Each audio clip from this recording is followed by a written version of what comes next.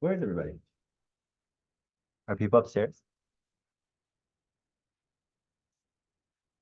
You didn't see anybody? Are they not going to show up?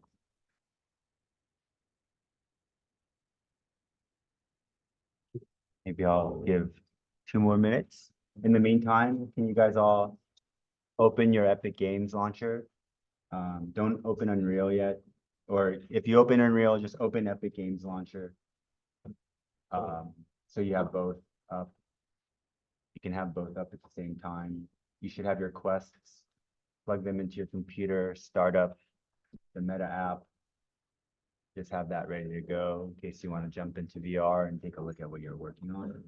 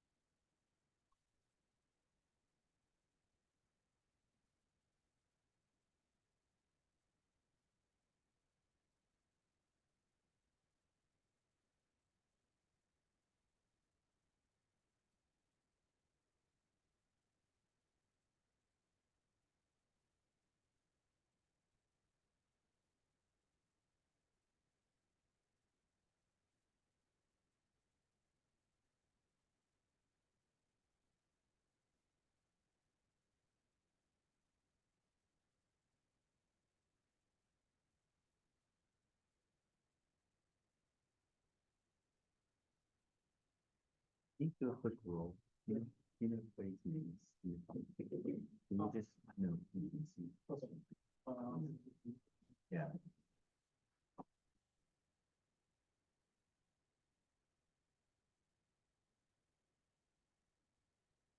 Who's not here?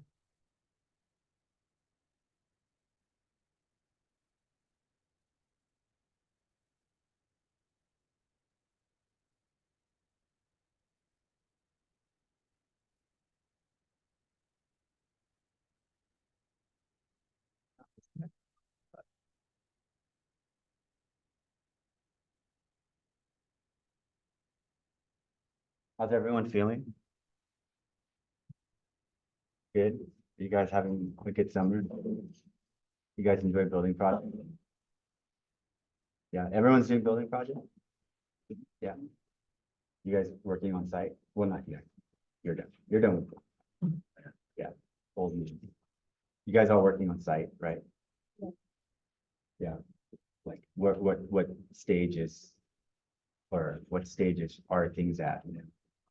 You guys, did you guys take the whole, you guys have a basement?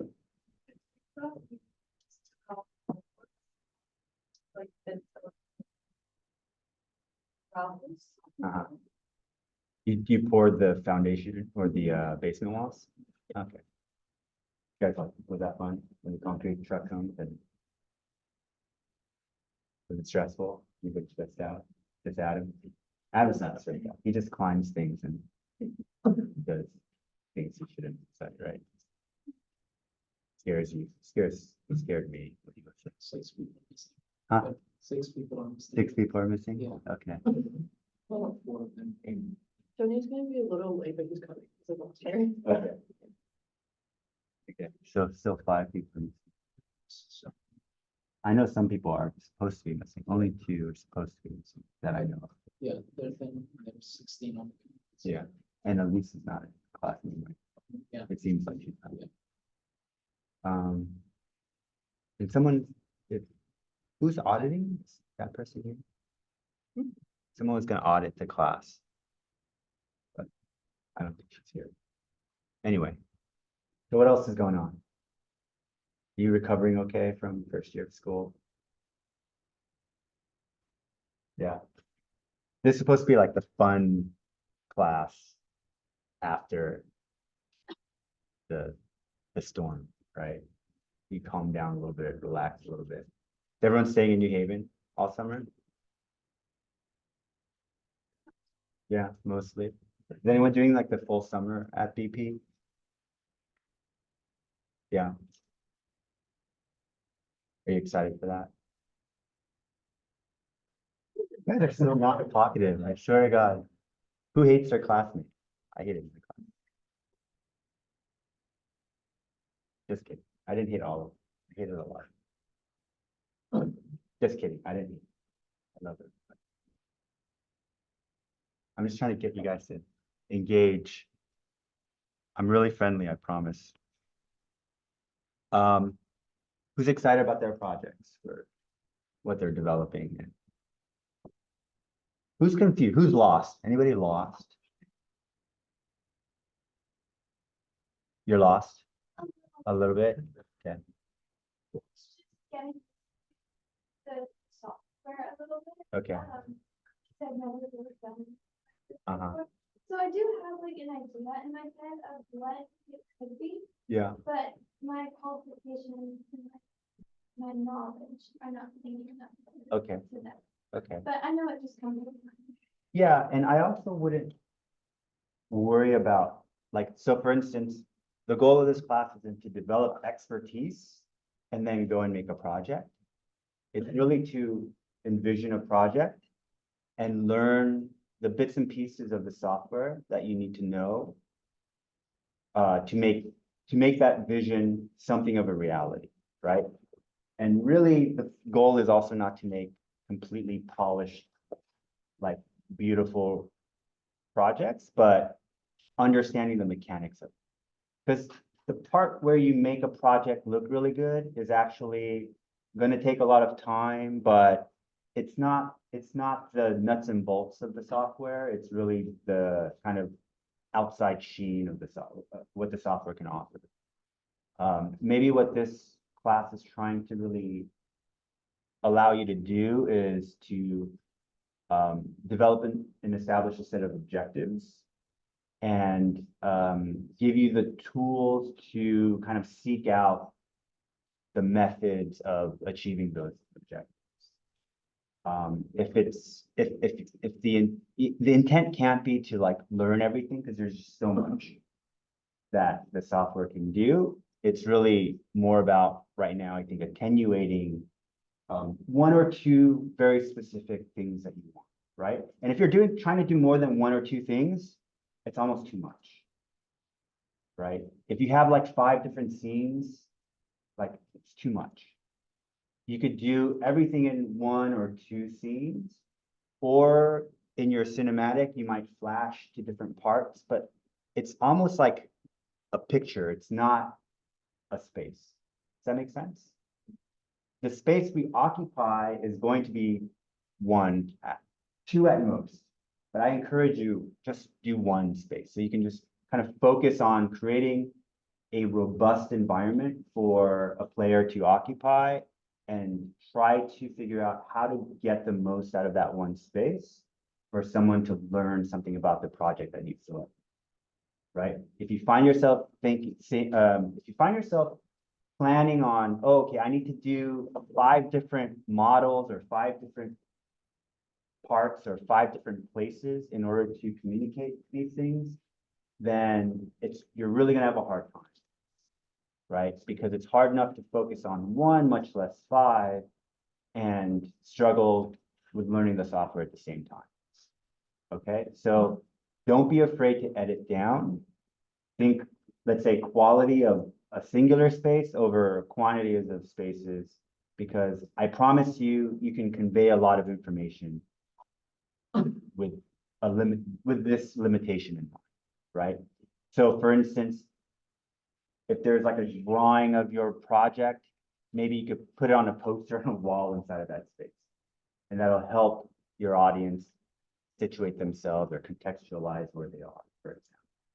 Right? There are little tricks and things you could use, and maybe a big part of the creative process is finding these efficiencies in presenting. Anybody else feel a little bit lost? No, everyone's good? Or you're just not saying? Okay. I'll assume that you guys are okay. And if you want, you can just email me if you feel you need extra feedback or help, I'm happy to provide it. If you have a set of objectives, which we'll start to establish with the proof of concept, right? The proof of concept is due next week. Right? You guys are all looking at the syllabus. Is this new to anybody? Is this news to anyone? Proof of concept next week. Right? At a minimum, you should have your rough 30-second video, right? As like a MPEG-4 or AVI file. Yes? Is it news? Kind of news? Kind of news? Okay. Right. Today, we're going to focus on cinematics and how to start establishing these videos, these little mini films, right? Everyone do their blockouts. Yeah. Everyone did their blockouts, right? Or at least, to whatever, remember, it's just a very simple scene, right? And then that blockout will be where you start placing cameras and figuring out what you want to capture of these scenes. Or if you need to show multiple places, we can start to talk about how we can do that without having to model completely independent environments. We might be able to just sort of stage a shot without necessarily modeling the entire scene. Okay.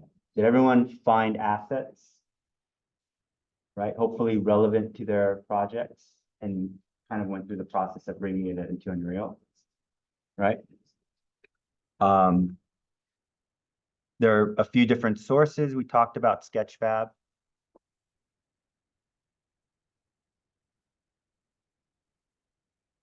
Where I downloaded, what did I download from Sketchfab? A monster truck? I think I downloaded something else as well, but Sketchfab, you can download FBXs, GLTF files, OBJs, potentially. Those are the main ones. If anyone's interested in like adding characters, you could always use the Unreal mannequin for your blockout scenes, totally fine. But you can find your own characters. You can make your own characters if you really wanted to. But Mixamo is a great place to get animations of characters. And I'll show you how I use this particular character in my scene by downloading the character and some animations. And I'll show you how you can do a custom character. I'm going to import myself into Mixamo, and I can show you how I can take these animations and apply them to my scene. Everyone working on gathering references, right? This isn't a process that ends. Hopefully, this continues to be a process that you utilize in terms of getting the look and feel of something, right? So like, I'm looking at the Nakagan Capsule Tower, and I'm looking at old images to sort of capture a look of the era in which it was built, or the era in which I'm trying to capture it. So like, finding some 70s imagery, maybe even finding 70s music, like 70s futuristic music to kind of play in the background, just to situate the space in a specific time. Gathering reference drawings, right? Both for research and just for maybe artistic direction purposes, right? If I want to go for a drawn look, depending on the types of representation you're finding for your projects, right? You don't necessarily need to do photoreal,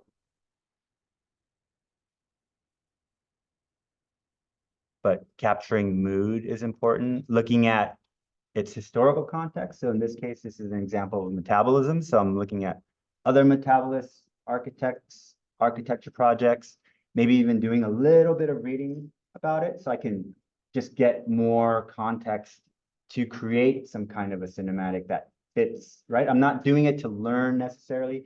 I'm just doing it to get more information to help me figure out how to bring this project to life in this way. Does that make sense? Right? I'm not, it's not a research paper, it's not a research project, but you just kind of want something to work off of. Because the less you have to make up on your own, the easier it is, right? And that's what reference images are about.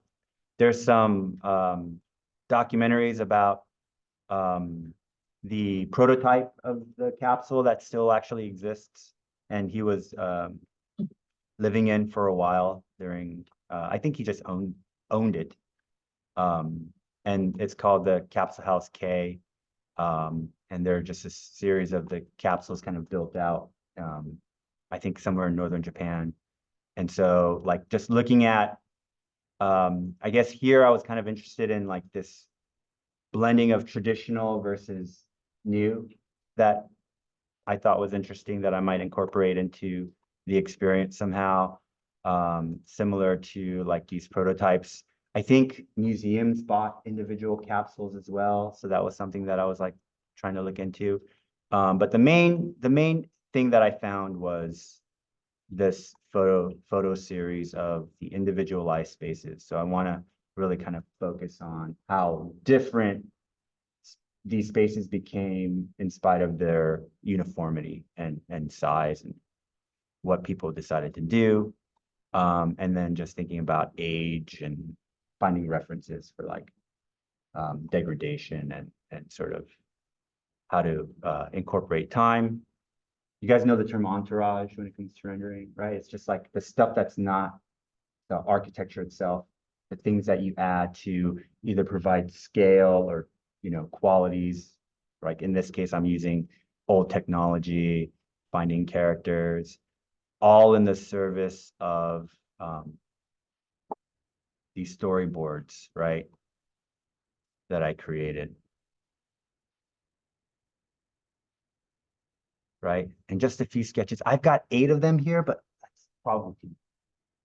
Right? So if I'm thinking about a 30-second video and I do 10 seconds for each of these shots, that's like 3. Right? So maybe I start with 8 and decide, okay, which one's doing the most for me in establishing the story or the narrative, right?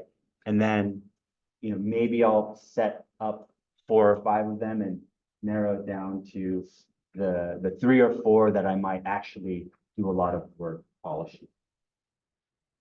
Okay, so again, think holistically, like do everything roughly, but do it all, and then start adding the detail, right? Don't go and do, okay, I'm gonna really detail this one shot, because that could take you the entire time, and realize I just have 10 seconds and everything else wasn't developed, and it doesn't really work with the way things ended up, right? So try to capture the whole big picture first, and then add detail. And if you can't detail everything, that's okay. But if you can tell a holistic story with all of the parts and pieces there, even though they're rough, that's much better than having, a 5-second shot or a 10-second shot that's highly polished, but we have no idea what's going on with the rest. Does that make sense?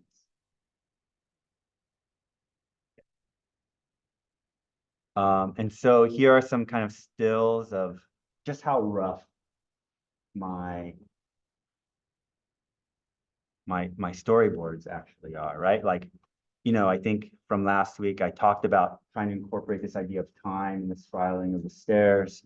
The capsules start to change as you go higher up. I have no idea how I'm gonna necessarily do that, but you know, I have this idea that time is an important element, nostalgia, right? Uh, pastiche of the 70s, futurism in that era.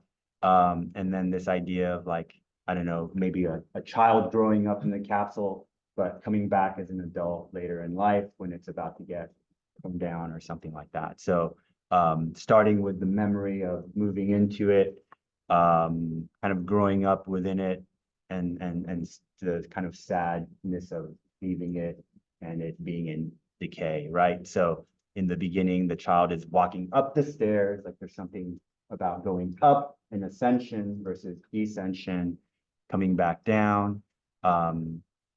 There's, you know, hints at the life within the space. So I might have toys on the stairs. Again, these are very rough sketches. It's probably impossible to read. So adding notes, pristine, clean, kids playing, the promise of the future, climbing up, bouncing toys, et cetera, et cetera. And I might use a lot of audio to imply that. I don't need to see children playing. I could just hear children playing, and that might be enough, right? And then there's a turning point where the toy of the capsule falls and starts breaking, and that's kind of like the sign of, you know, a failed experiment or something like that, which is very symbolic, right? You can get as cheesy as you want with it, right? And then, you know, boxes, moving boxes, right, to imply like leaving, right? Just using objects to tell the story in a way. And then at some point I was thinking about like, I saw this image I really liked of the capsules coming together. So maybe during the ascension, I might show one of these things being put into place, right?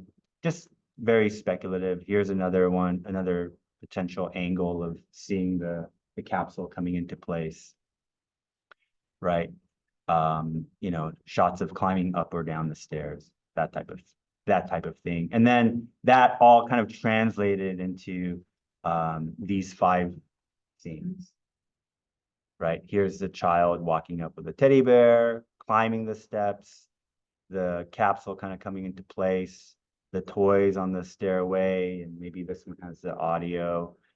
This, I didn't get to a point where I can show the toy falling, but this is the toy falling based on this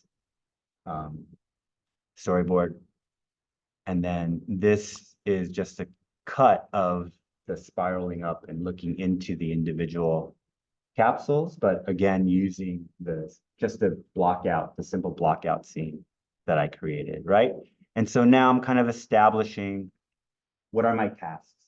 What do I need to do? I need to make enough to fill these scenes, at least for my cinematic sequence, right?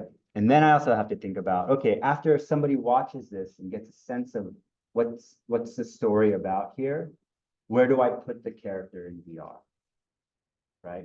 And so maybe I'll put the character in like the present day, or maybe not the present day, but the almost present day before the towers got demolished. And so I'm walking through almost like a condemned site and seeing the detritus, and you know, I might see that teddy bear like kind of stained and falling apart inside one of these capsules. So I'm making the connection now. I'm in a virtual space that's really connected to the video sequence that I just saw. Right? Does that make sense? And so you're just kind of putting on a director, you're putting on a filmmaker hat for a second, and you're really just, as a director, working with the architecture that you're engaging with in your project, right?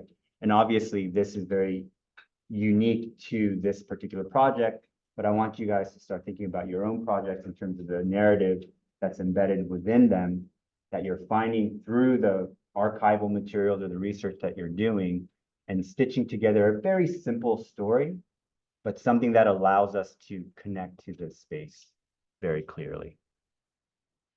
Okay. Here is a link to a tutorial series on how to use cinematics using Unreal Sequencer. This tutorial series is on Unreal Engine 4, but all of the concepts are the same. And something that I suggested in the homework assignment was to just change your viewport layout to Unreal Classic, right? And I'll show you how to do that, just so that you can find things in the same spot that the tutorial is describing, right? It's going to be in the same spot, except you're using Unreal Engine 5 versus Unreal Engine 4, right? Each of you have placed cameras in your scene. Yes, using the Cine Camera Actor. We'll talk about the individual components of that camera. Anyone a photographer or into photography here? Yeah. You guys know, you know about depth of field, focal lengths, right? What's the difference between a telephoto lens and a wide angle lens, right? Does anyone know besides Tony? Why would I use a wide? You don't know. Oh, you wouldn't know why you would use it. Okay. What's a wide angle lens? It's what it says, right? It captures more image in the frame, right? A lot of architectural images are shot this way because you're just getting more space inside of the frame. And a telephoto lens is you're sort of cropping that. And you're getting a more focused view on a single thing, right? The advantage of a wide angle lens is you get more image, but you don't get as much depth of field. You guys know what depth of field is? Yeah, it's the frame, it's the plane of focus within an image where everything else is outside of focus, right? Most architectural photography, you'll see like everything is in focus, right? Because you want to show everything, which is very different than how a photographer or filmmaker might use depth of field, right? So we'll talk about like focusing in on things that are relevant to the story or the narrative that you're trying to describe versus blurring things out to kind of just add background, right? And so we'll talk about how to use that in Unreal Engine using the assets within it. Here, in fact, let's show this. Right, so here, it's blurry.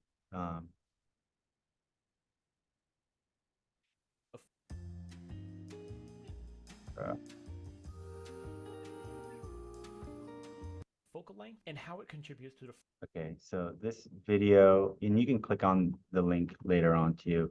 final look of your shot. So I'm going to go ahead and press the play button here. So And this is like a wide angle shot that he's converting to a telephoto shot. But what happens between a wide angle and a telephoto is the subject gets smaller versus bigger, right? Because the telephoto lens zooms in. What this video is doing is it's keeping the subject the same size, but just showing you the effects on the background that happen between a wide angle and telephoto. So this would be an example of a telephoto lens where you're seeing more of the landscape. And then as it changes to a wide angle, as opposed to as a telephoto focal length lens, gets longer, where the subject remains the same, but you're seeing less of the landscape, right? And what this also does, it's kind of like an elevation view, where everything has almost the same priority, right? It's true to life in terms of its size. And so what it does is it kind of collapses the layers of the image, foreground, midground, background. And it also increases the depth of field effect so that you can blur things out, right? It also avoids kind of the fisheye look of your subject as well. you'll notice how it And compresses so that again, background going back, company. you Now, I know it's a little bit see the tricky to look subject is the at, same, but you just see more of the landscape, more of the background. And then when you all I've go changed into here the is telephoto, focal length it's and really about position focusing of the on the subject and using the background just as like context. And we'll talk about those settings in Unreal. Okay, so other places to look for assets, right? We talked about Sketchfab. If you go to the marketplace in the Epic Games launcher, you can find a bunch of free stuff. you can go and look directly at Epic Games content, a lot of which is free. And you could probably find characters, furniture, objects, and things like that, even environments. There's this really huge project, which is Moshe Safdie's Habitat 67, kind of recreated in Unreal.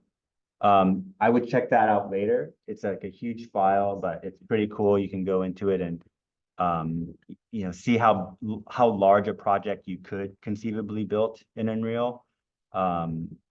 Here's some post-processing effects. So if you wanted to do something that has like a drawn or sketchy effect, you could just download a free materials pack and apply a post-process to your entire project to achieve that.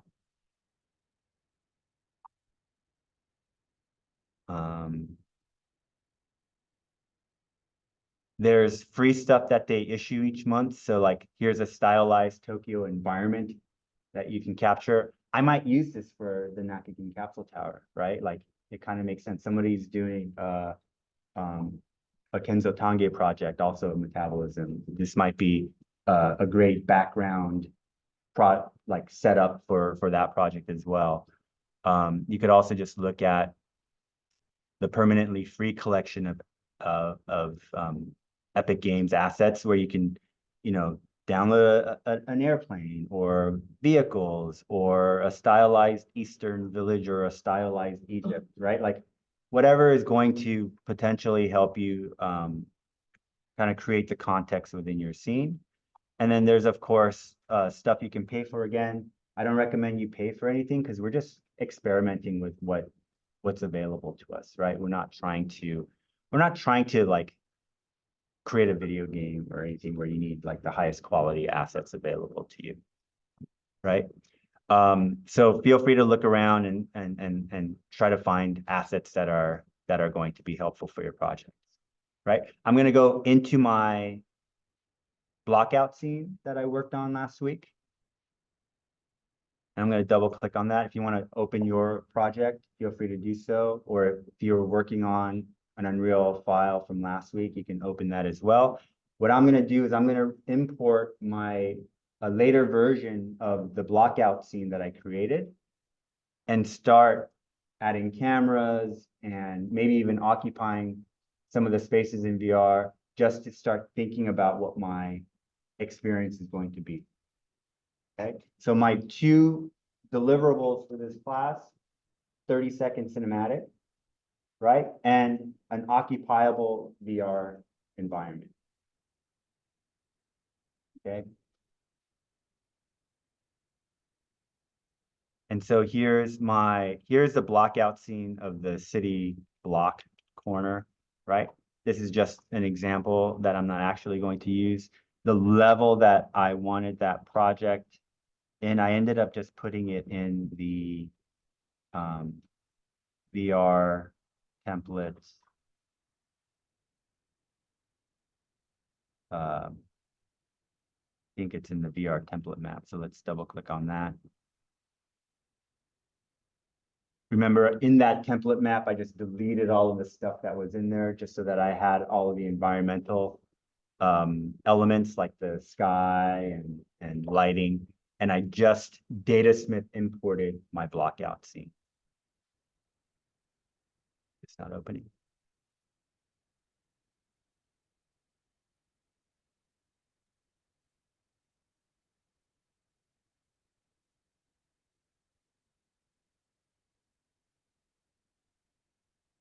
Oh wait, this is my VR template now. Let's go into levels.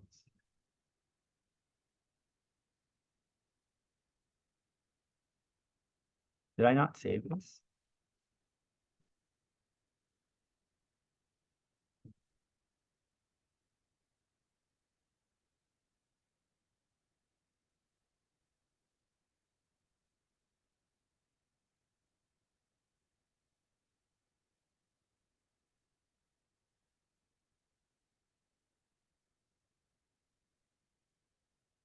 Okay. So this isn't the blockout scene I want. The actual blockout scene I'm using is my capsules, right? If you recall, I was just taking the image, putting it on the surface and just kind of cutting these pieces up. And I was just doing like rotating these pieces and moving them around to make the model, right? Just as quickly as possible, getting a usable and to scale.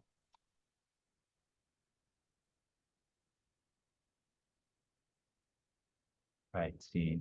And then here, I'm just kind of folding the image or the cut pieces of the image to conform to these angles that I see in the elevation, just to create at least a more accurate block out of this particular model, right? So if I move these over and start creating the 9 sides of my cube, right? In fact, I have to move this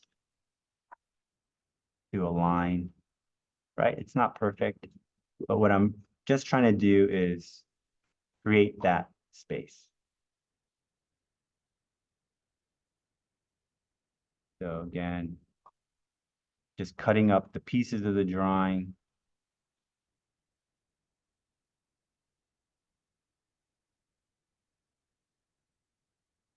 Right, I added a ceiling to this one, but if I hide the ceiling, right, I can see what I'm trying to, you can see what I'm trying to do is just quickly create a simple model of my capsule, right? And then I copy that and just throw it into the tower, not just randomly based on the drawings that I found, right? Within the tower core, I have these little floor plates and there are these stairs. So I just, cut and arranged and modeled the stairs accordingly.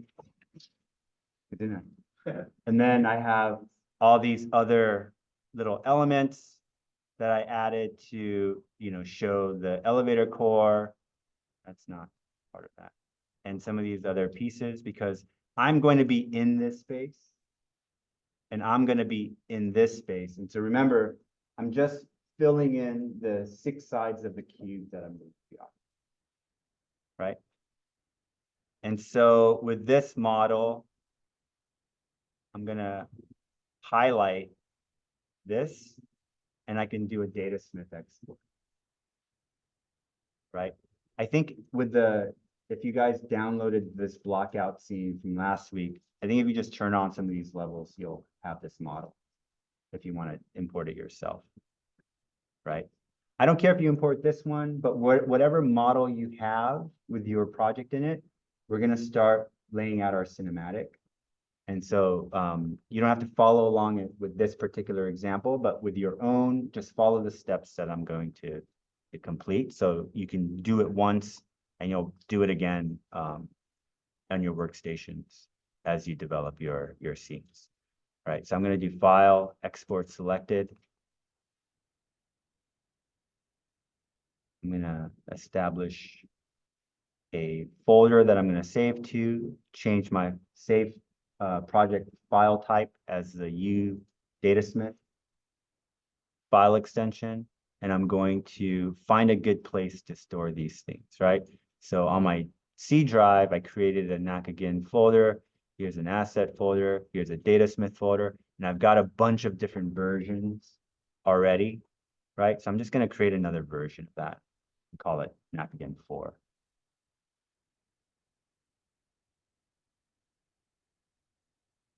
And so if I go to that folder, right, this is the file that I'm going to import it to Unreal and start using for my blockout scene, right?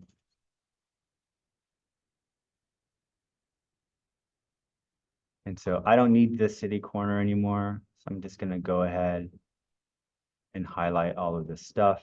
I'm just going to delete it.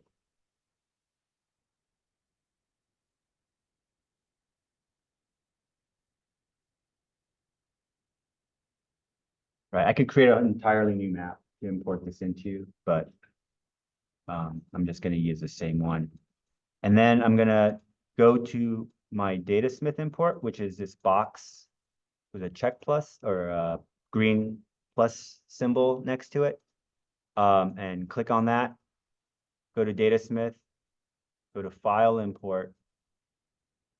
Actually, I want to, in my content,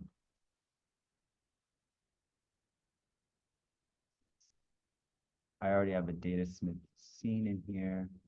So I'm just going to do it into my content folder. Oh, here, let's just be more organized. I'm going to create a new folder here and call it datasmith,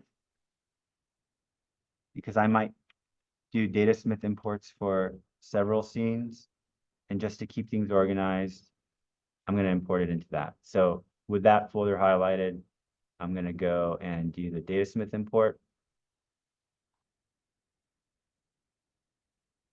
Go to my local drive. And again, oops.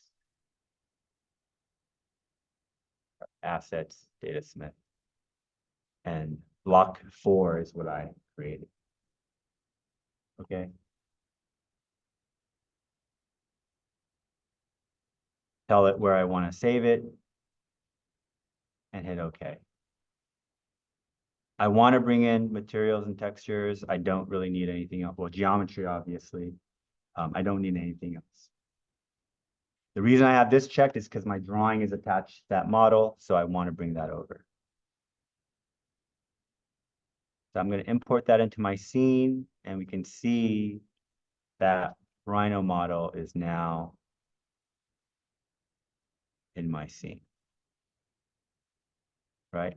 The reason, if you recall, I can see through these walls, right? If I go inside of the capsule and I turn around, these walls are solid. But if I go outside and look in, these walls are visible. So gaming software, most software that does visualization only renders one side. It would be a waste to render the side that's not visible. And so it only renders one side. The way you would change that, if you would want to change that, is to check the two-sided button on any material that you create. I don't know if you've seen this check button and wondered about it. It will render both sides, right? It's better to leave that unchecked unless you absolutely need it, right? The way you get rid of this issue, if you don't want to be able to see through something, is to give it thickness, right? Or to convert it into a two-sided material, right? If it's rendering the wrong side, if you recall, you just flip the mesh in Rhino, and it'll invert the normals. Okay, so in Rhino, if one of my walls weren't appearing correctly, right? The way I can check that is to go to offset surface, right? And it's going to start drawing these arrows on the side of the surface it's going to offset. And that's the positive normal side, right? So I'm only using this command to determine what side is my positive normal. If this were facing the wrong way, I would just use the flip command. And now if I do offset surface, you can see the arrows are pointing the other way, which means that this side will be rendered, not this side. Yeah. It's gonna be once again where you save the file. The file, yeah. It's in the T drive. You're talking about the Nakagan example? Yeah. It should be in the temporary. If we go to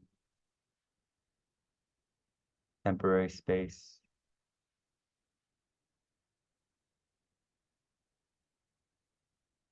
In 1019 CVR, there's this Nakagan folder. You can just copy this whole folder and bring it onto your desktop or C drive. Did everyone do this last week? You guys took this over, right? So if you guys wanted to, right, if you don't have your own project you're working with, please, use this example, right? But what I'm opening is in assets, Actually, in this knock again, I'm using, I think, blockout scene 2. Right? You can tell it has the most stuff because it's a little bit bigger.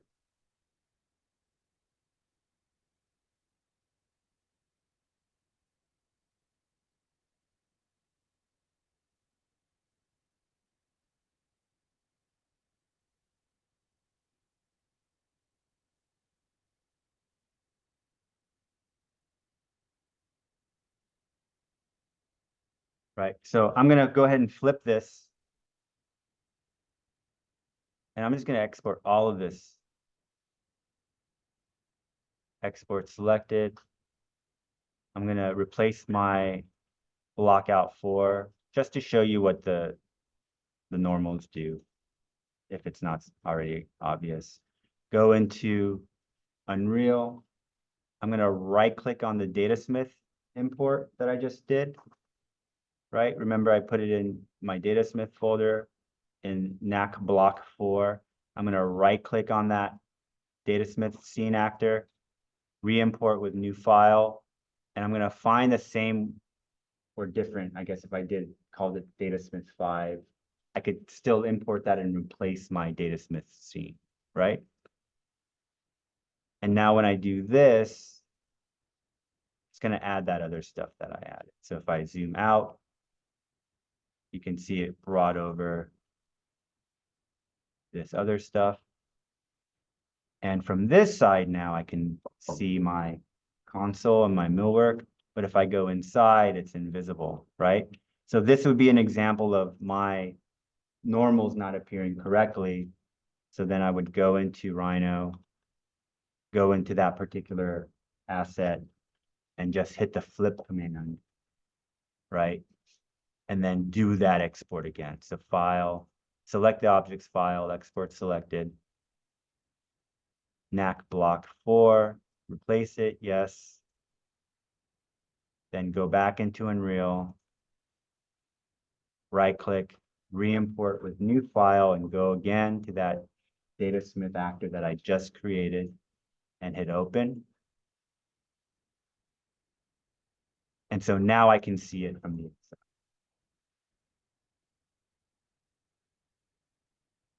Okay.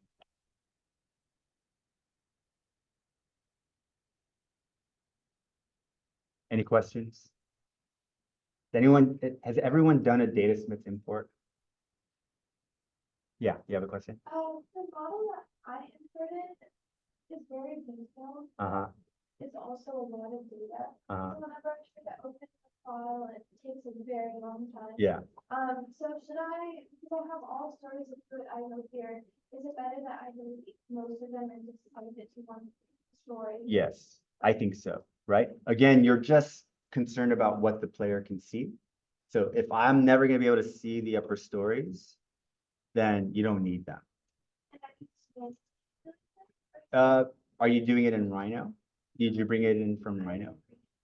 Yeah, so maybe in your Rhino file, I would just hide all the things that I don't need and then export just the level that I want, right? I mean, in reality, if I go into an elevator in your scene and I go to the 40th floor versus the 30th floor, they look the same, right? And so you could use the same asset for both if you want. And that would definitely save you time from like processing and building your lights and things like that. And if I have like a brick seat that has a window, use an outside where you can see other aspects of it, Mhm. is it easier to like, are those models actually be there in the same file, or like is there a way to sort of cheat and have like a plane that is just Yeah. projected of that picture? I would probably do that, especially if it's something that's far away. Then it doesn't have to be, it's like 2 triangles versus, you know, a million triangles. Yeah. That's generating a very tiny part of your frame, right? So yes, I would just take the elevation of it and just kind of like plaster it onto a plane and put that off in the distance somewhere.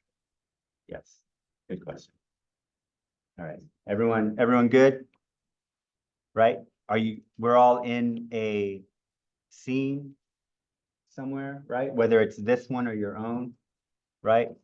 If we look, we have our corridor elements, right? We have our stairs, right? You can see through them. It's not done, but that's okay, right? I'm just I just want to put myself inside of this space, right? Nothing is going to work right now because we need to do a few things, right? We need to be able to tell Unreal what kind of scene this is, right? So I'm doing VR, so I'm going to use a VR pawn to interact with my scene. So I just need to make sure that that's set up properly. I also need to make sure that I can interact with my assets in the way that I want to, right? So anything you bring over from Rhino or from Sketchfab or from all of these assets, if they don't have collisions associated with it, they're just visible geometry, right? So I might need to create my own collisions so that I can have my player interact with those assets, right? And so the primary thing that I need my character to be able to do is navigate within that space, right? And so the only thing I might need to put collisions on are the floors, right? Because in VR, if I really wanted to put on the headset and stick my head through a wall, there's nothing that's going to stop me from doing that. But in terms of teleporting, I need some kind of interactable geometry, like by way of collisions to teleport onto. Okay, so if that's not clear, it'll be clear in a second, right? So I'm going to take these floor plates, right? Let's just work with the top one just because it's easier, right? But I might do it for all of the other ones too, because I want to move around within that space, right? So I'm going to highlight this floor plate on my top level, and it's going to highlight that asset in my outliner, my world outliner. Remember, this window tells me everything that's in this scene, right? On this particular stage, right? And then I could right click on this and click browse to asset, which will take me to that asset in the closet of this fictitious theater, right? And so what I can do is I can change the properties of this asset that can be used in whatever stage I want to, right? So I'm not actually affecting the thing that's in here, right? This is just an instance of what's in my closet of assets, right? So I right click on this and go browse to asset to access my sort of data set in the storage of Unreal. And I can double click on that, right? And if I zoom out, right, I can work on this particular asset from my entire data scene, right? I can give it collision. So if I go to collision here, I can go to add box simplified collision. And you can see this little green square or rectangle appears, right? What a box collision is it's going to wrap whatever asset you have with a box, right? It's like putting a Christmas gift in a box, right? It could be a tennis racket. It could be a book. It's going into a box and it's shaped like a box. And the interaction is with the box, not the tennis racket or the book, but the box, right? And it's going to size my box to fit that asset. So the box collider is not the most appropriate collider unless I'm dealing with a box. That makes sense? Right? And so this might not be the best collider unless it's a rectangular or cubic or cuboid type shape, right? And so I'm going to not use that. I'm going to go ahead and remove the collision, right? I can do something that's called auto convex collision, which is going to just kind of take the actual geometry within it and try to calculate an appropriate collider for that. And I could hit apply. And now if I go to collisions, how do I visualize my collisions?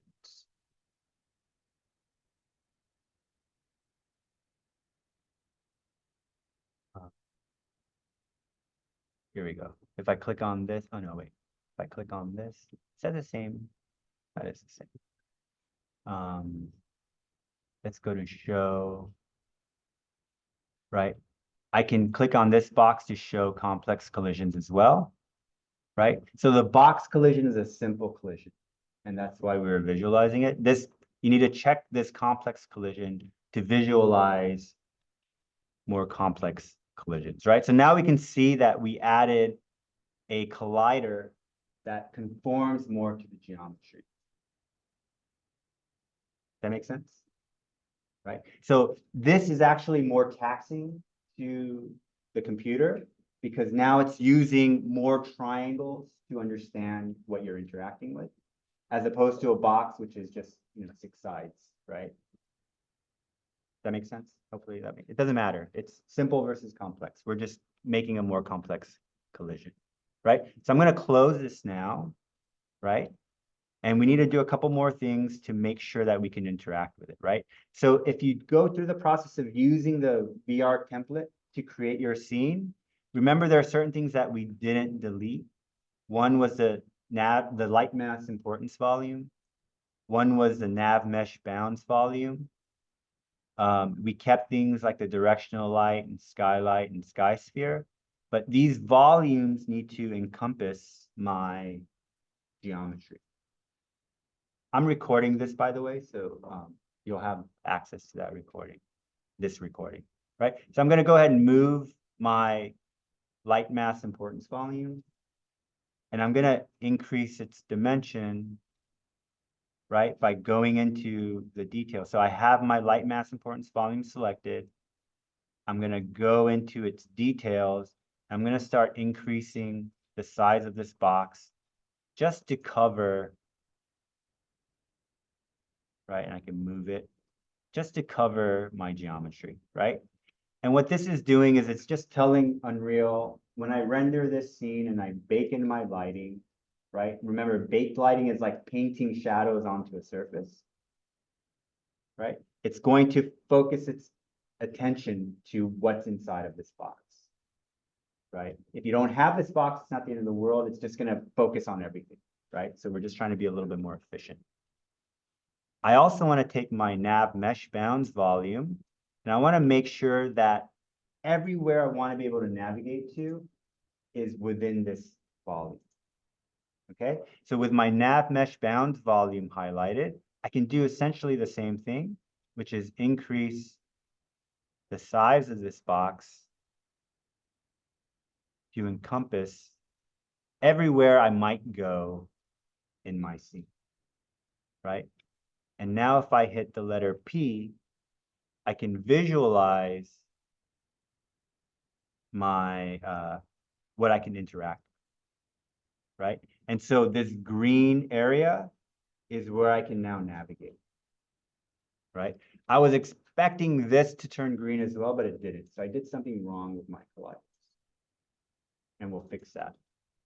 But everything green, right? I again hit P to toggle that on and off, the visualization of what's navigable, right? I could also click on this.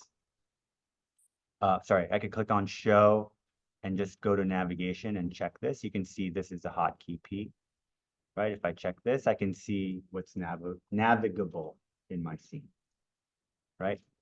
And so for whatever reason, this has not been set up properly. So I'm going to go back, right? Highlight that surface, right click and browse to that asset, right? Which highlights it in my contents, right? It's showing me where it is in the closet of this virtual theater. And I'm going to double click on that, right? And again, I want to do, let's click on auto convex collision. And I want to visualize it, but it's not creating this collider, right? I think what I need to also do is in my collision complexity, I want to check this, use complex collision as simple, and hit save. And I'm going to just dock this asset on this upper tab so I can go back to it if I need. So I'm gonna go back to this VR template tab. And now if I hit P, I can see that I can navigate, right? It's registering that this surface is also now navigable, right? So again, P toggles on my navigation visibility, right? If I were to move my nav mesh bounds volume below that, it's not going to register, even though I have the collider set up. So I have to just make sure that this volume encompasses all of the geometry that I want to be able to navigate. Okay. So now that I did that with one, I can go ahead on all of these guys, do the same thing, browse to asset, double click on it, open that up, scroll down to my collisions tab. And in collision complexity, I can just change this to use complex collision as simple, hit save, and go to my VR template. And now that floor is, right? I can, in theory, make all of the, I can bring in all of the geometry with colliders, but what that's going to do is it's going to put a dumb box collider around everything, and it's just going to keep you from moving anywhere, right? Because I can't teleport into a collider, right? So rather than putting collisions, right, brute force via Unreal or Datasmith, I'm going to add just the ones that I want, and I recommend you do the same. Otherwise, you're going to have to go in and highlight all of those assets and turn off the collisions that are sort of messing with your ability to move around in your space. Okay. So again, when you do your Datasmith import, don't bring in colliders, add them yourself, because it's going to just give you greater control of how one navigates within your scene, right? So we're just focusing on the upper floor. So I'm going to kind of fly in here, right? I've got a couple of different floor plates. And so I want to be able to select those individually, browse to them as assets, and I want to just start adding my collision, right? So I'm going to scroll down, collision complexity, use complex collision simple, hit the save button, go back to my scene, and you could start to see that my green visualization of navigability is shown, right? You can kind of see it's piecemeal here, like it kind of cuts off. The reason it cuts off is it also, Unreal also assumes that a character in it has width or thickness, right? It doesn't want to, like when you're playing a video game and I'm like a character running in a room, if I get too close to the wall, sometimes the character sort of goes into the wall. And that would kind of break the illusion. And so what's set up by default is the character's collider has a width, right? In VR, it's not very relevant. And in fact, it creates problems like this where I actually can't teleport onto this area because it's too thin for that particular collider to get through. And so what I'll need to do in addition to adding these colliders is to find,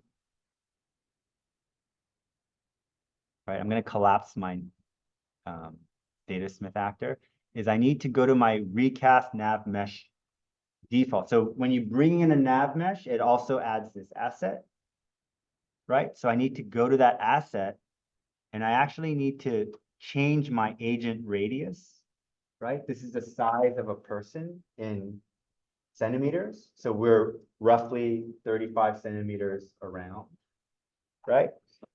We can just shrink that to 1, and you can start to see that there's more space that's navigable as a result of it, right? And so what's kind of annoying is I can go in, or I have to go in and make all of these. I have to give all of these surfaces colliders as well, right? Which is kind of a pain in the butt. So a shortcut might be to bring a cube into my scene. Right? Because a cube is just gonna have the ability to, it's gonna have its own collider that comes with it. But what I'm gonna do is just kind of cheat this process a little bit. And I'm gonna create with this, whoops. With a built-in asset, I'm gonna just kind of fake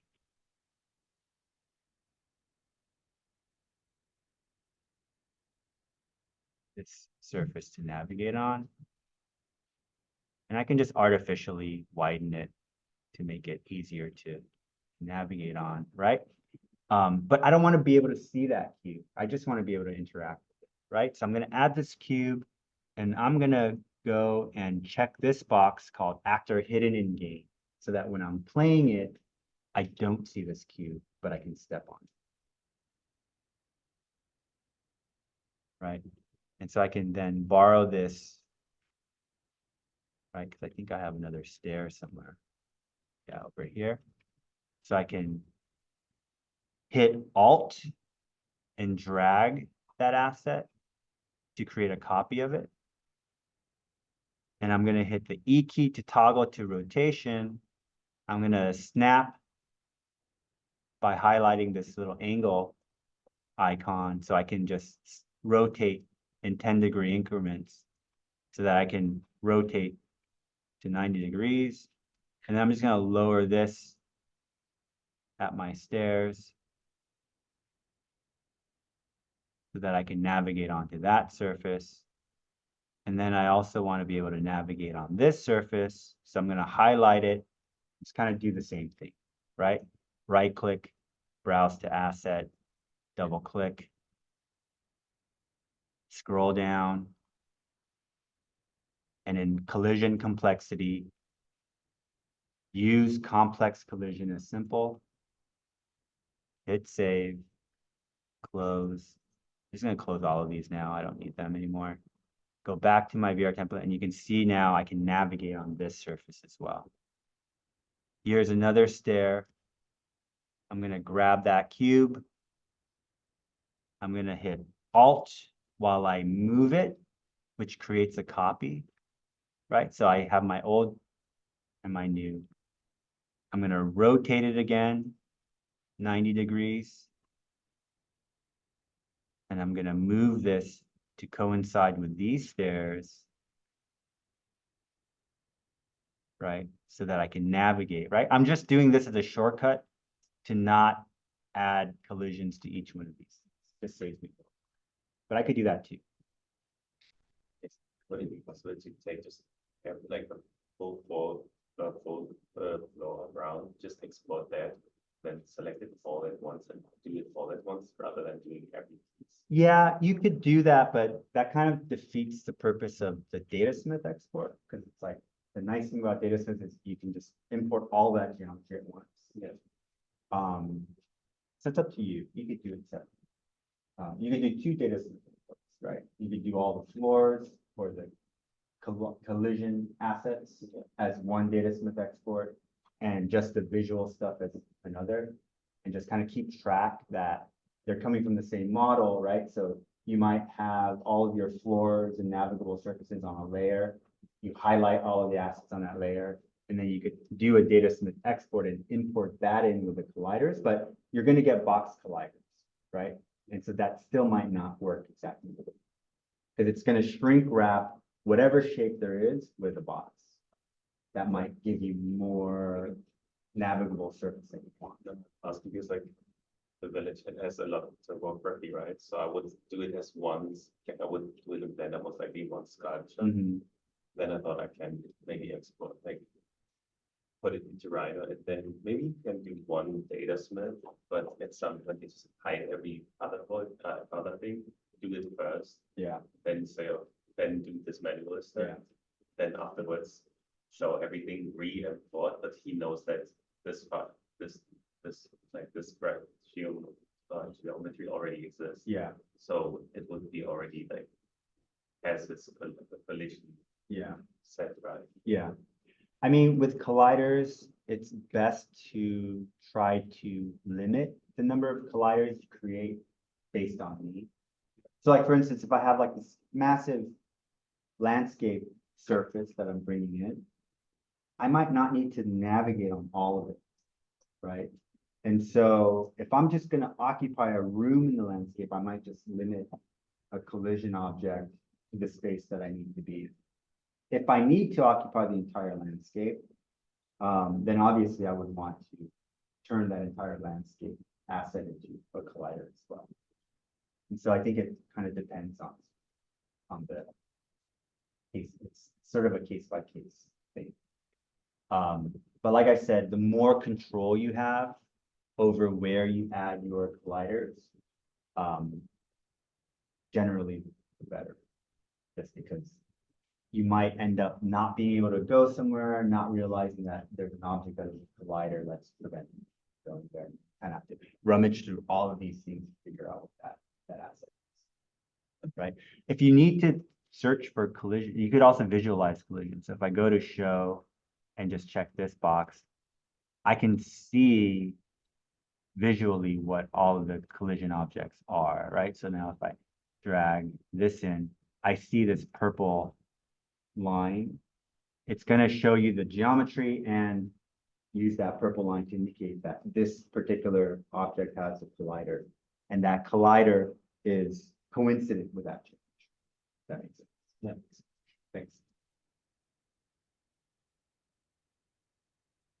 Anyone have any questions? Okay, so now that we've set this up, what I can do is I can go ahead and go to my place actors tab, where you see like this chess piece icon, right?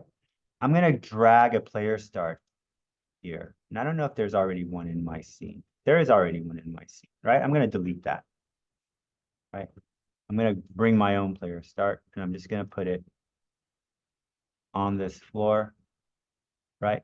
And you can kind of see that little pill shaped, right? It's called a capsule collision, right? This is kind of like the implied collider of a character, right? Believe it or not, like every character in a video game that has arms and legs actually has a collision that looks like this, right?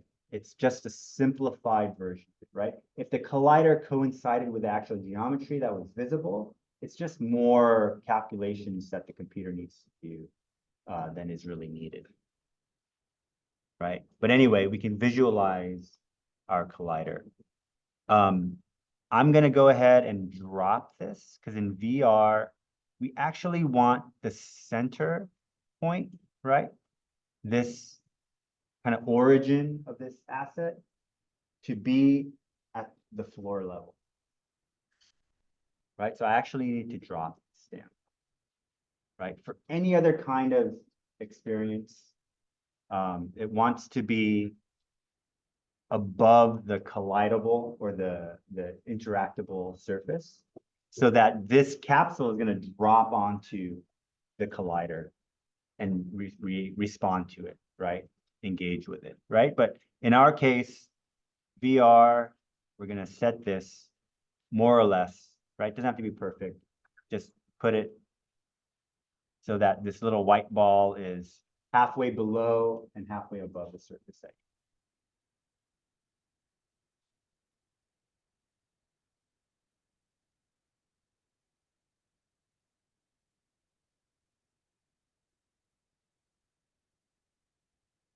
So now if I zoom out,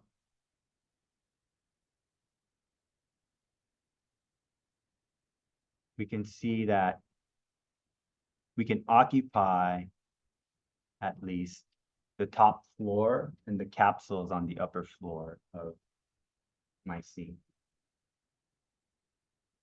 right? And now that I added my player start, this is where my VR character is going to spawn into this world. Right? This is another video game term. Spawning is something manifesting itself in the game, right? It's born when I hit play, right? I'm not actually this asset, this player start. What this player start is doing is it's just holding X, Y, and Z information for whatever character is going to spawn into that location when the game begins, right? And so what I also need to do is go to my world settings, right? If you don't have this world settings tab, remember we go to window and we want to check this world settings, right? So everything in the details panel relates to what's on my stage that's visible, right? The stage is also referred to as a level or a map in gaming terminology, right? And that level or map or stage is called the VR template map in this particular example, right? World settings affects the entirety of them, right? And so if I go and I can look at my game mode override for all of the levels that are in my fictitious theater, is defaulting to VR game mode, which is what I want and which is how it should appear if you started with the VR template. If you didn't start with a VR template, this might say something else. It might say default game mode or something like that. If you start with a VR template, this will already say VR game mode, which is what I want. So that when I hit my play and preview button, I'll be able to go into my VR scene and teleport and do all that stuff in the same way that we were able to when we just went into the VR template map and started shooting that Nerf gun around. Okay, so let's go ahead and do that. I'm going to take my headset. And for those of you who followed along, you can feel free to go into this scene as well. I don't know why this isn't working. Let me just set this up real quick. Link cable, continue.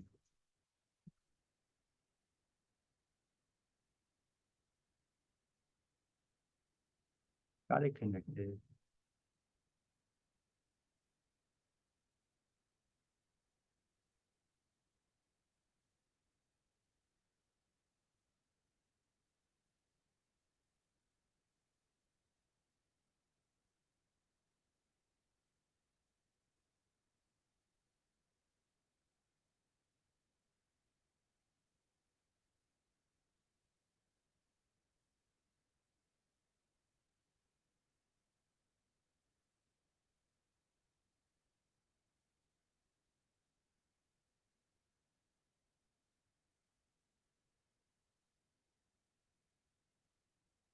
Am I using the wrong US?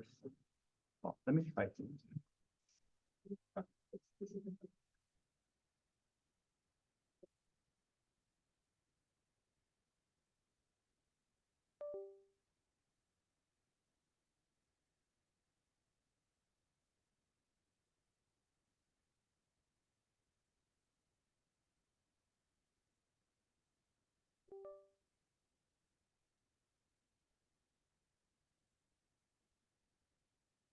Right. If you guys are all already connected, you should just jump in to your scene or whatever scene you're and test whether or not it's working.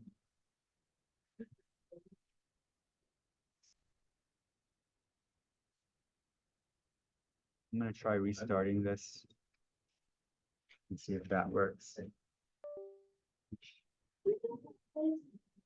Error message. Yeah, you need to, hey, Masood.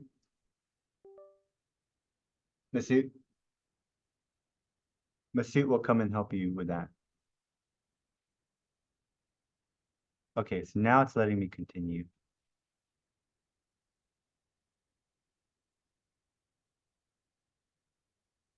Okay.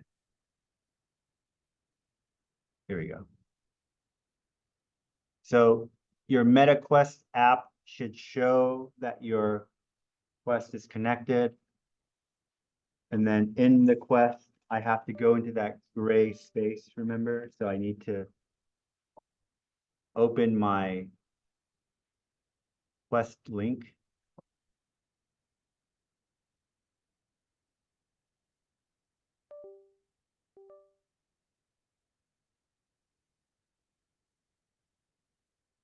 right?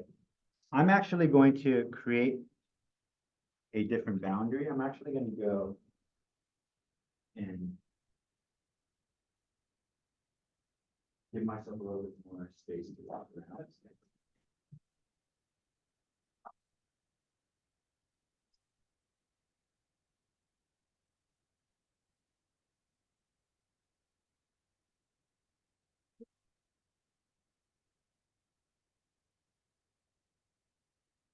Right? So I'm in my gray kind of infinite office universe, right? And so now in Unreal, my preview in VR is green, right? If you just see a play button, if you click on this dot, dot, dot, we want to highlight VR preview. So you have to go into Quest link right here. Do you guys not remember how to do that? Let me cast so you guys can hang on to it.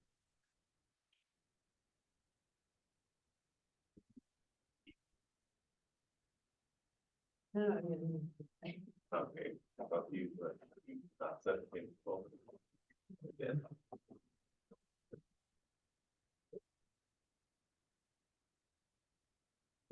Nice. Okay. So one thing that I is where they also make it set up.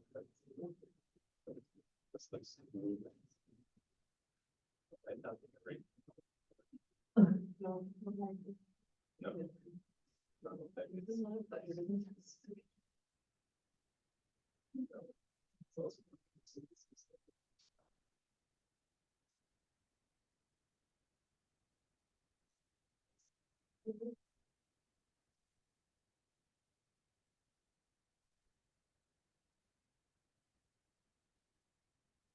All right, can you guys see what I'm seeing? Yep, yep. Right? So in your Quest, you have to click on this little green gear icon, right? I'll get real close so you can see it, right? Open that, go to System, go to Quest link here. And then I need to launch Quest link. Right? And I'll see my computer that I'm connected to here. And I hit launch. And then it's going to put me in this gray space. Can you guys see that still? Or did that? Yeah. Right? And if I click on this desktop, I can also visualize my desktop as well. Right? And select. Right? So now I can open and sort of edit Unreal within the virtual space that I'm in. But what I ultimately want to do is get my mouse, go into my VR preview, right? And so now, if you can see that cage, can you see my cage? Or no, are you seeing something? Anyway, I can like walk within this space that I created, right? And I should be able to teleport now. Can you see the teleportation ring? Yep. Right? And so I can go into my capsule, right? Go to the bathroom and see how big it is or how small it is, right? And everywhere that I created a slider, right, I can look inside of either the capsule, right? I can go inside of these capsules. They all have collisions now. And remember, I created a stair here using just a cube. I can't see the cube, but you can see my ring is creating an interaction along that surface of the cube that I rotated, right? And so basically, and then down here, I can keep going, right? Until I can't go anymore because I didn't set up the colliders for these surfaces, right? It's interacting with that cube way down below. Okay?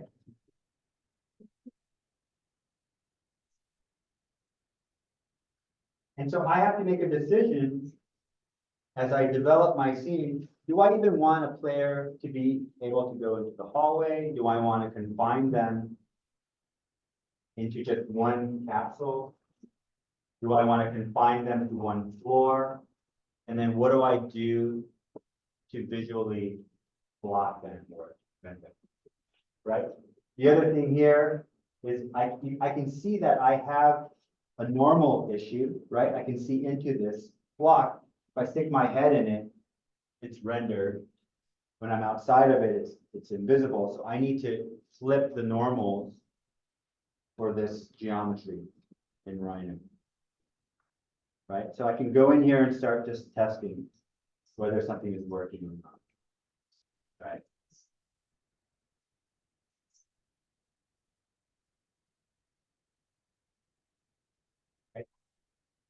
Is everybody following along? Were you able to go into VR?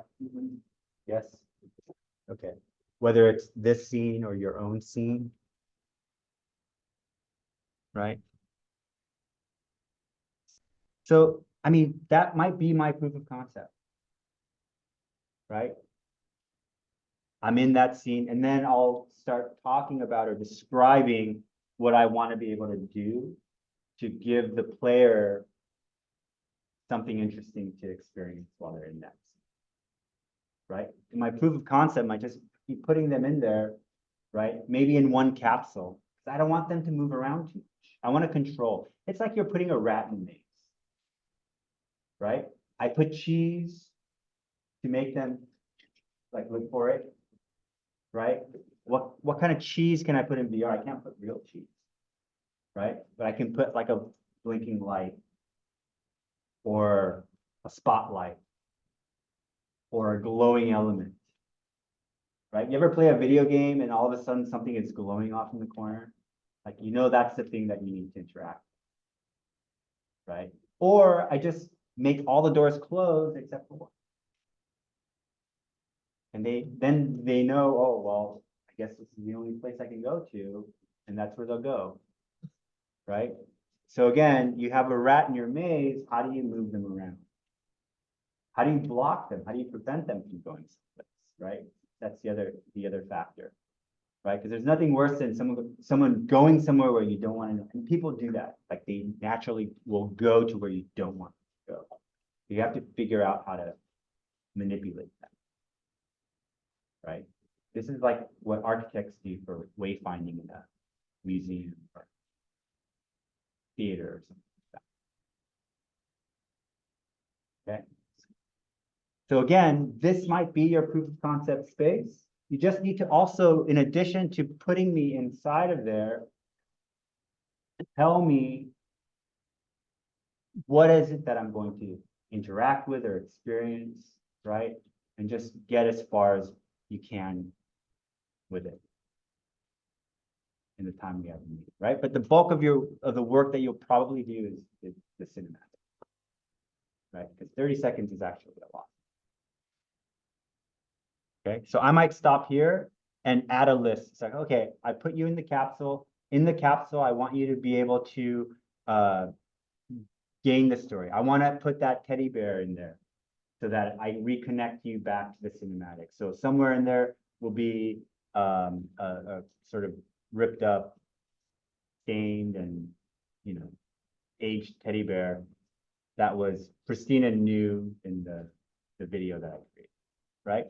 I want the player to gain narrative through some devices, and I'll come up with a way of doing that, right? How do I tell the story within the space through objects that might be interactable, and so on and so forth, right? The other thing to talk about, you can see that I have this warning here that says lighting needs to be rebuilt, right? Things I needed to fix were some of this geometry that was not showing up correctly. It seems to be showing up okay, right? And I just want to make sure it's really this one, right? So I'll have to go and check that in the original Rhino file. And so I want to, let's talk about lighting real quick. right? VR a year from now is going to be very different than what I'm describing, so I don't want to harp on this too much. But for now, the most efficient and workable lighting solution is to bake your lighting into your scene, right? And remember, baked lighting is, I just take all of the lights, I calculate the lighting once, and so I'm literally painting this surface lighter than this surface, or I'm drawing shadow on this surface as opposed to this surface, based on a lighting calculation that I'm making of this linear light that's in my scene, right? So let's toss in a light here, right? I'm going to go to my lights in my place actors tab.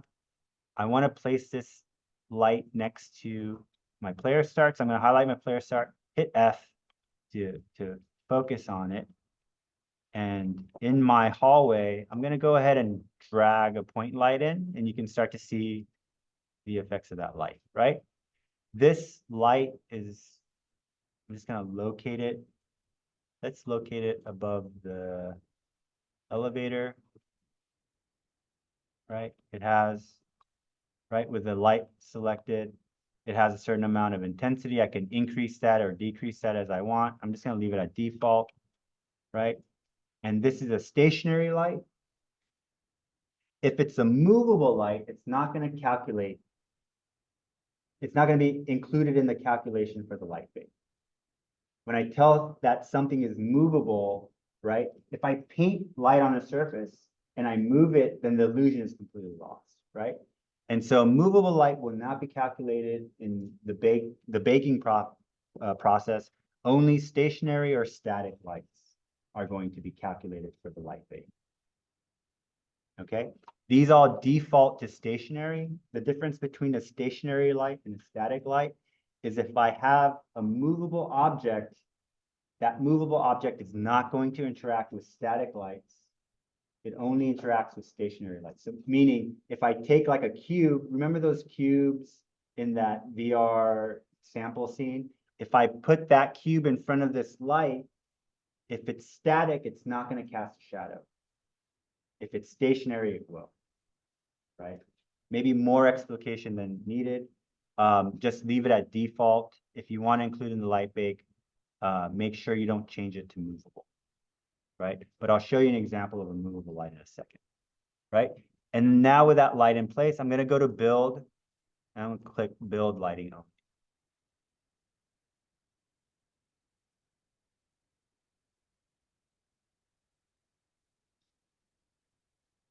And let that run. And you're going to see that there's going to be a drastic, fairly drastic change in my scene. Any questions while this runs? Everyone following okay? All right. I know I'm using a lot of terms that are very unfamiliar to you. I'm trying to keep that to a minimum, especially when it comes to like adding these colliders to your scene, right? Collision complexity is probably something you've never come across. But in Unreal, it's like the quickest way to add collisions for the surfaces that you want to walk on. Okay. So let's wait till the light bake is done.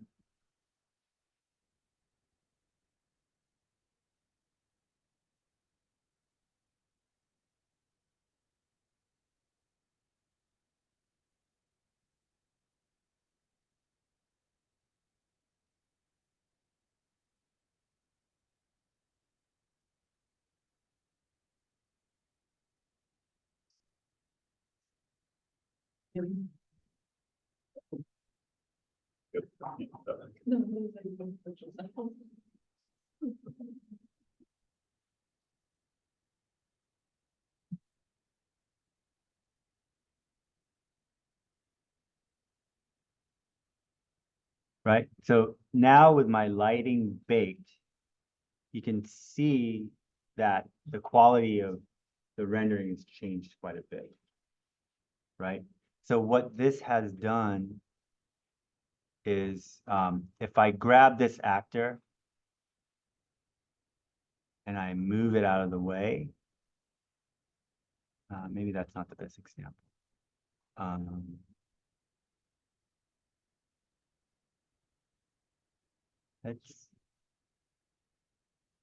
Let's go outside for a moment. So if I grab this floor and move it out of the way, right? You can see the shadow that that floor cast doesn't disappear when I move the geometry, right? This is what I mean by it's painting the lighting onto the surface, right? So it calculates the lighting once and just paints the shadows as it would appear as a result of that lighting. And that is just a surface applique, as opposed to the computer having to constantly calculate the effects of that light. Okay, so when it comes to elements that aren't going to move in your scene, it's very, very efficient to do it this way, where you calculate the lighting, you literally paint the shadow onto these surfaces so that you're freeing the GPU and to render the things that are more important, right? And so all that to say is make sure that you are building lighting regularly, especially when you see that little red warning that says lighting needs to be rebaked on or to be calculated on X number of assets in your scene, right?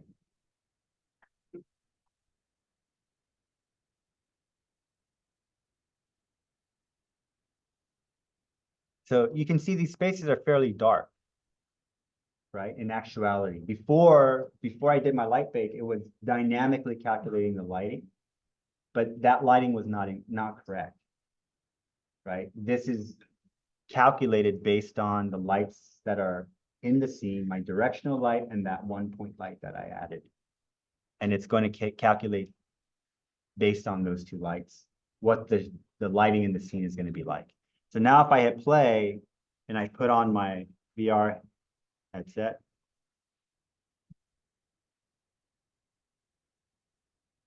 my experience is going to be quite different.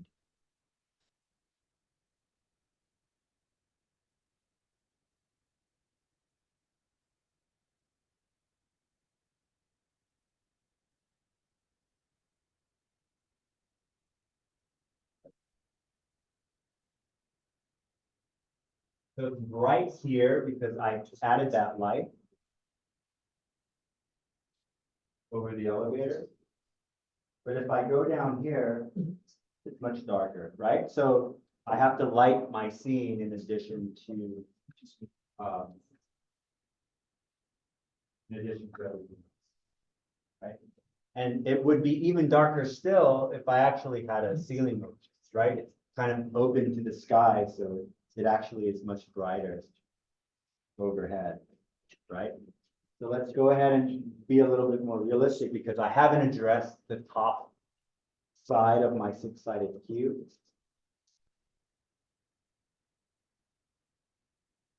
And so I'm going to go ahead and just add a static asset.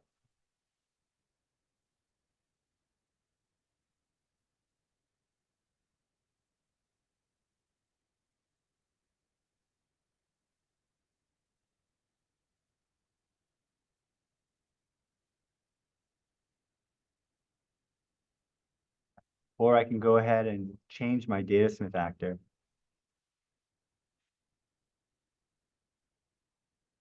Right, because I also want to fix this, right? Because if I do offset surface on this one, you can see my normals are facing the wrong way on this. So I'm going to go ahead and flip this.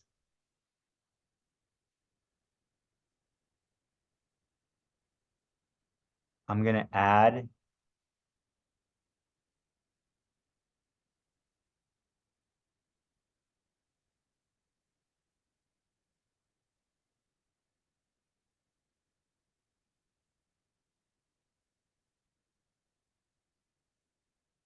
why won't it just let me? Right, I'm going to add a top surface to this so I can close it off. Right. And I'm only just going to export this part of it. So file, export selected. I'm going to replace my Datasmith actor and re-import that into Unreal. So I want that. And whatever changes I made to my collisions will remain in effect. So I don't have to do that again.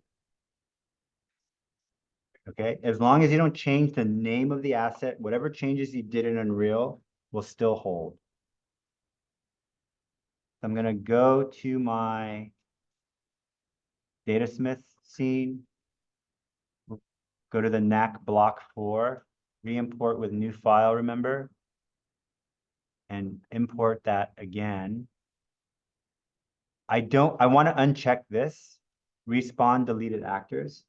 If I change something or deleted something in Datasmith or in the Unreal file, I want to preserve those changes. If I deleted something, I wanted to bring it back, I would check this box. Okay, but this is kind of refreshing all of the things that you deleted in Unreal Engine and bringing it back from the Datasmith actor. Right, so now when I bring this in, I should have a top here, right? And now when I go into this space, it's going to be much darker, right? So right now it's still registering that old light build, right? And you can see I have this error or this warning again that lighting needs to be rebuilt. And so I'm going to rebuild that lighting. But before I do that, because I know it's going to get really dark in here, I'm going to make a little flashlight that I can use to walk around. So I'm in my place actors. I'm going to grab a cylinder and bring it into my scene. This is way too big, so I'm going to shrink it down. This. And move it up. Right? So here's my cylinder. Right? Just so I don't lose track of it, I'm going to rename this. Go to edit, rename. I'm going to call this a flashlight.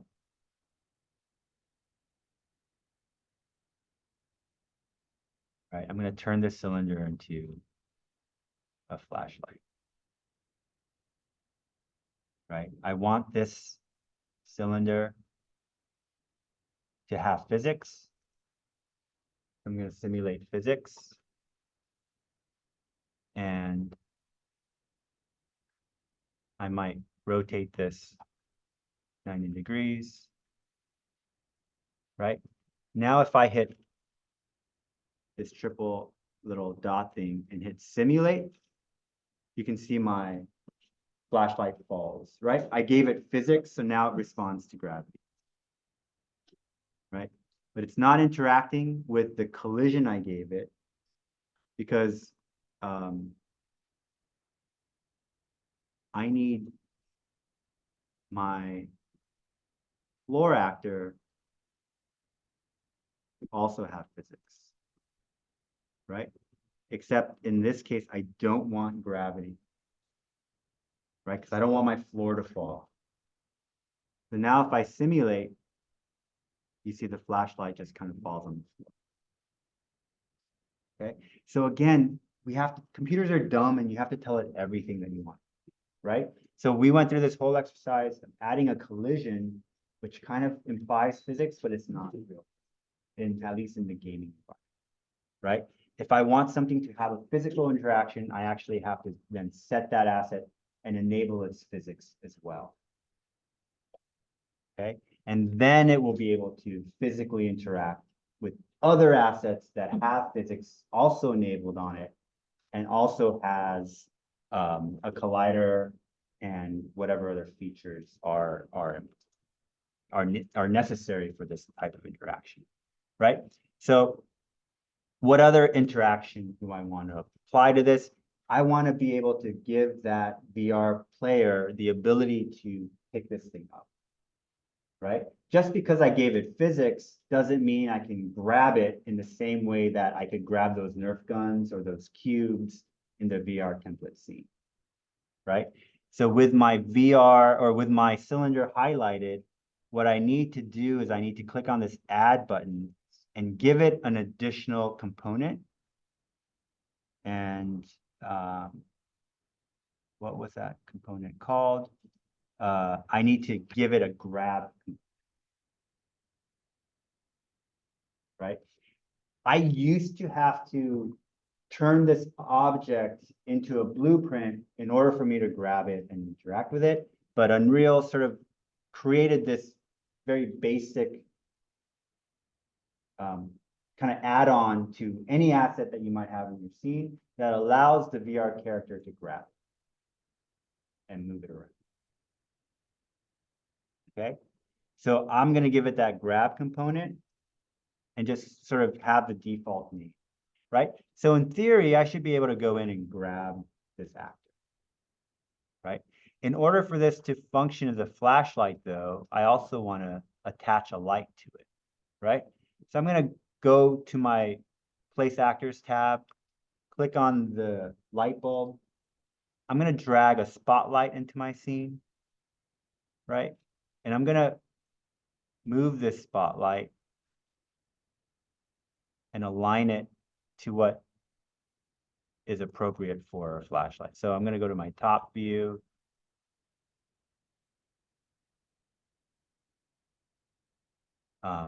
And drag this to the front of my, whatever the perceived front of my cylinder is, right? Somewhere around there. I'm going to go to my left or right view, right? I'm going to hit F to focus to it. And I'm going to, and I can't see where there's my cylinder, right? So I'm going to move this up to align to the center of my cylinder.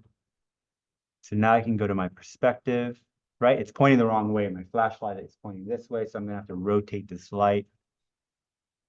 So I'm going to hit the R or E key to toggle rotation, and then I'm going to rotate this 90 degrees, right?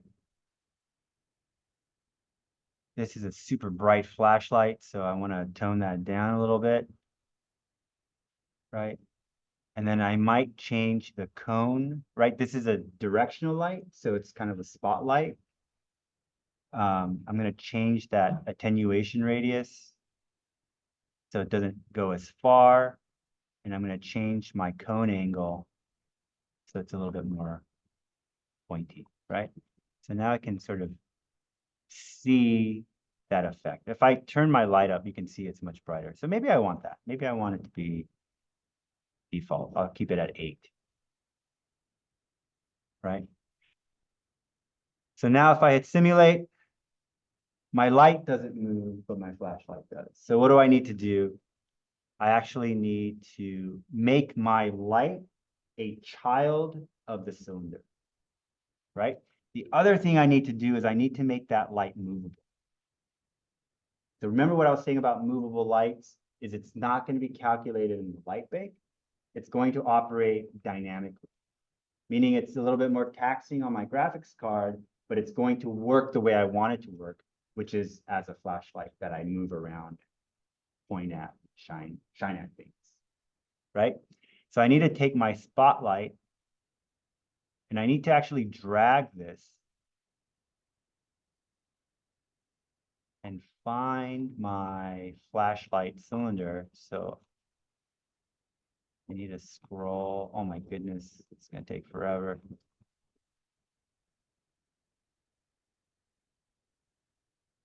It better be up here. Can I go faster? I'm just gonna hit escape. Yes. So I'm gonna scroll up. I'm gonna close this down, right? So I want to make my directional light a child of my flashlight, right? Or my spotlight. I'm gonna scroll down, find my spotlight. I made it movable, which is exactly what I need to do. I could change the color of it too if I wanted to make it more yellow. Let's just do that to differentiate it, right? I'm going to rename this actually. Go to edit, rename. I'm gonna call it flash, light, light. Very clever, right? So now it's next to my flashlight asset. I'm gonna drag this onto my flashlight asset, and you can see that it now has a hierarchy, right? If I select my flashlight and I move it, you can see my light moves with it, right? Because now the light is a child of the cylinder. So if I move the cylinder, the light as a child would follow along, right? And if I hit simulate now, they both fall together. Where did it go?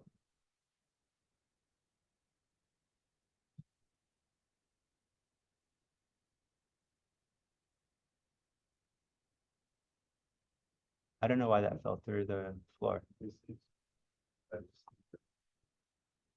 Oh, there's some errors.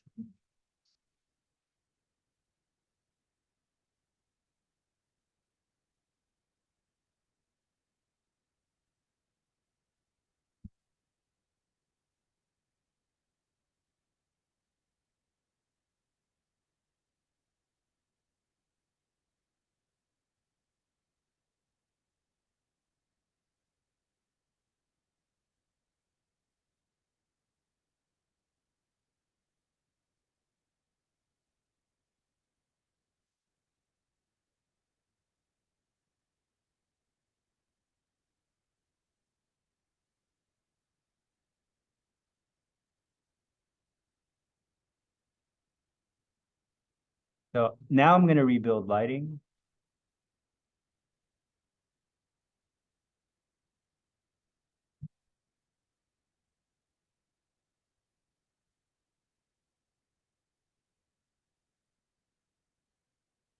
It'll probably end up being much darker in space.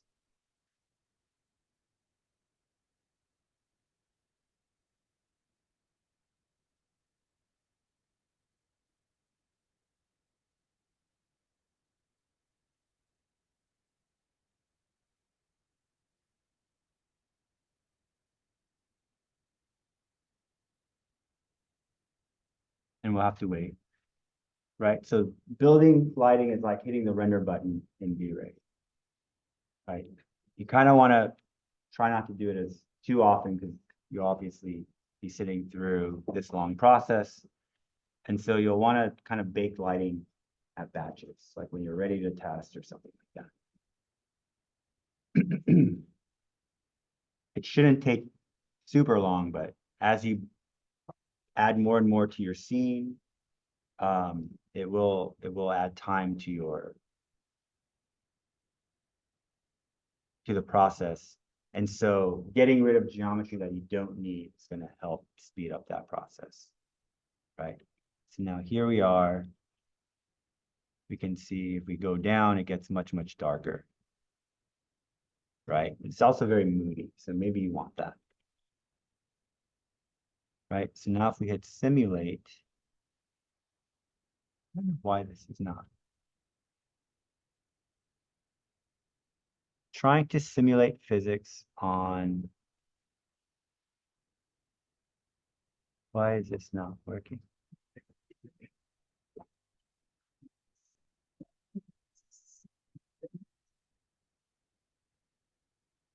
But it has complex as simple.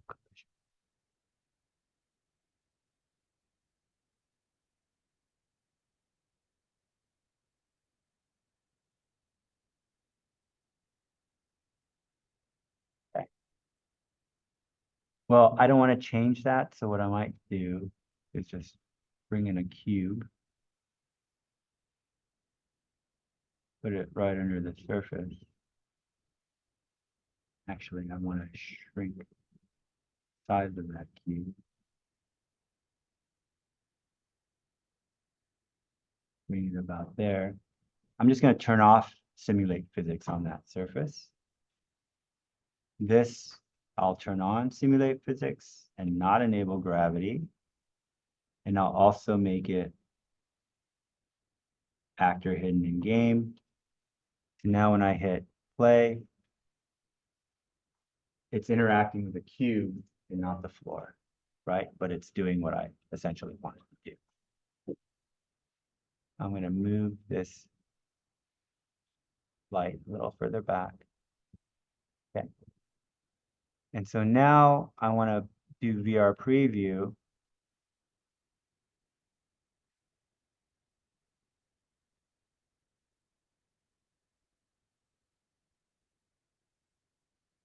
And go into my scene. Look at that flashlight.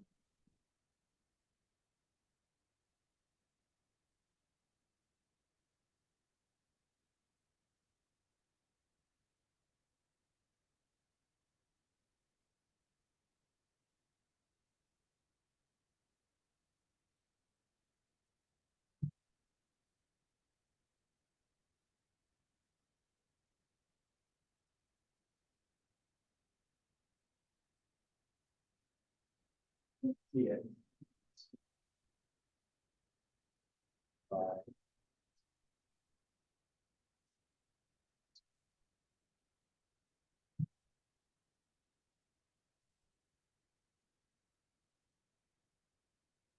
So where is my player start?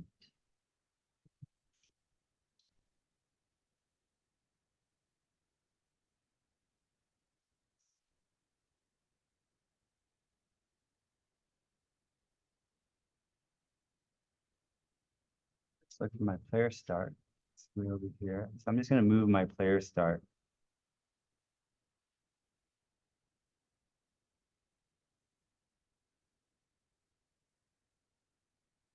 Let's do something easy. I'm going to delete that player start and just grab another one.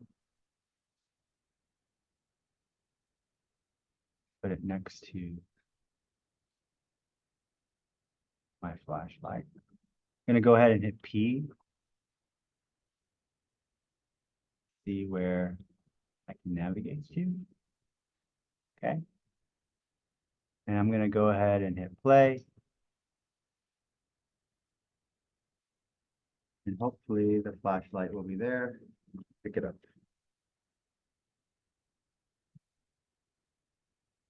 So now I'm in my scene.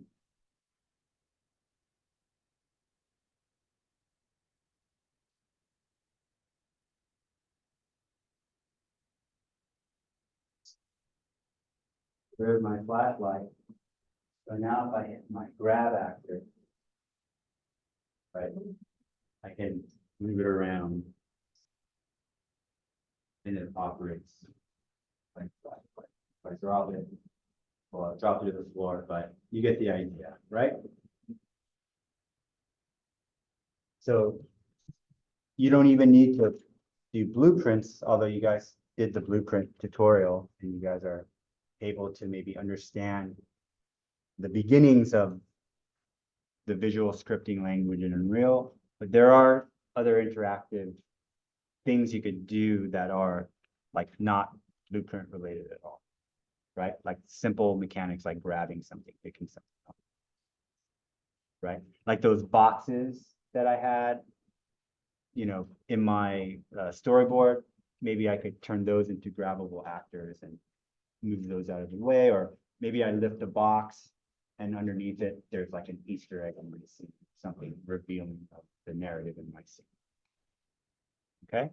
Can you direct the grabbing? It's like when you grabbed it, it was like you were kind of holding it like this, right? Yeah, so like you could use blueprints, like the gun, if you grab it, it automatically rotates to the point forward, right?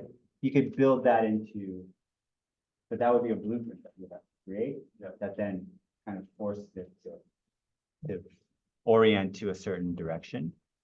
I mean, if I go into this grab component, I wonder if I can, yeah, maybe Snap does it, right? So in that flashlight, remember I clicked on this add button and created a grab component. I can maybe change that grab type, which is right now free, meaning it'll adhere to whatever orientation I grabbed it at. If I did snap and I hit play, let's see if that will then orient the flashlight.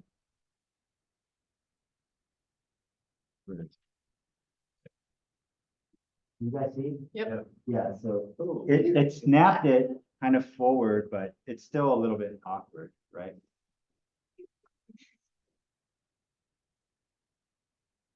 And so you'd have to play around with that so that it maybe wants to kind of align to my hand this way.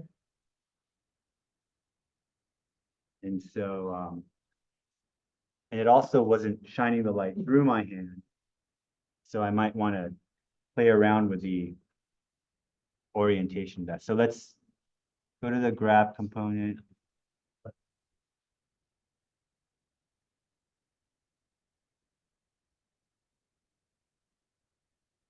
Yeah, I might still need to go in and change the angle and create a blueprint to do that.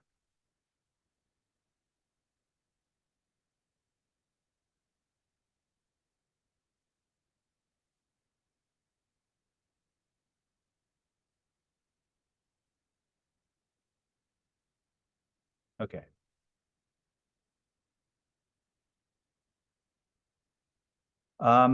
So the next thing I want to talk about are cameras and cinematics.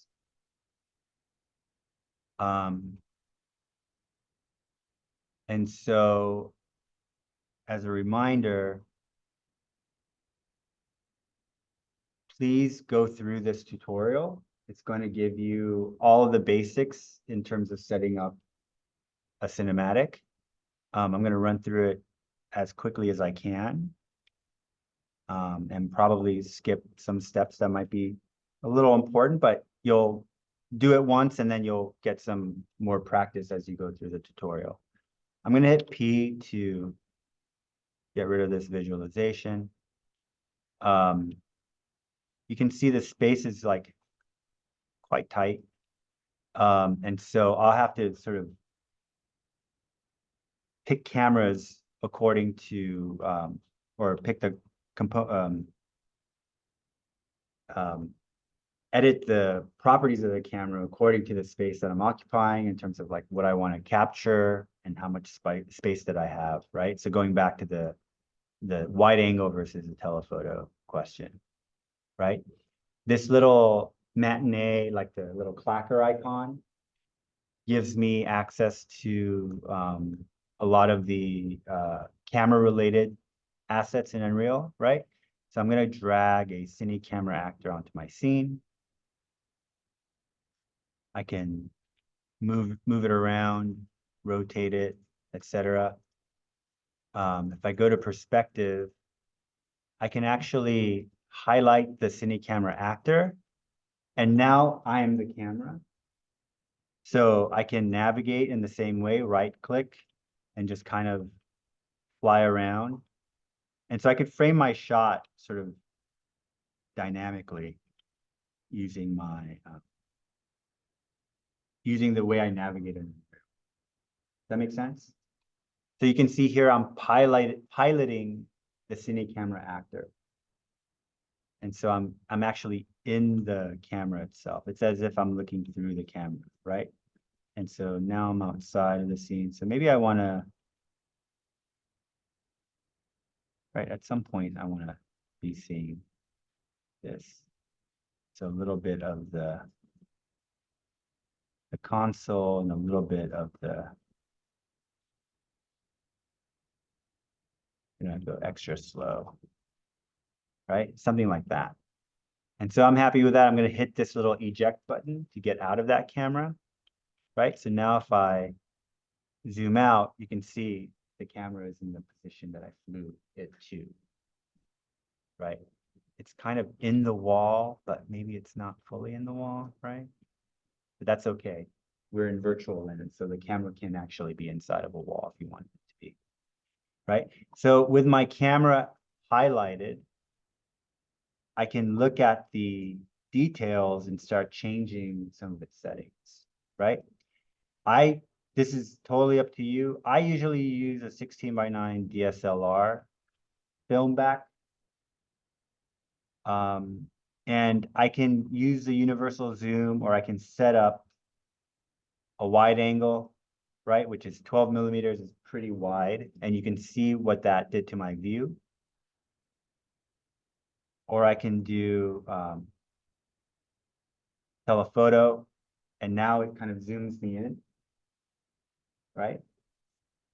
And so I want to select this based on what I really want to capture. So maybe 50 is good, because that's what I was framing at, right? If I wanted to do 12, what I may do here is kind of fly into my cine camera again and reframe my view, right? But I actually want to be aligned to the stair, looking in.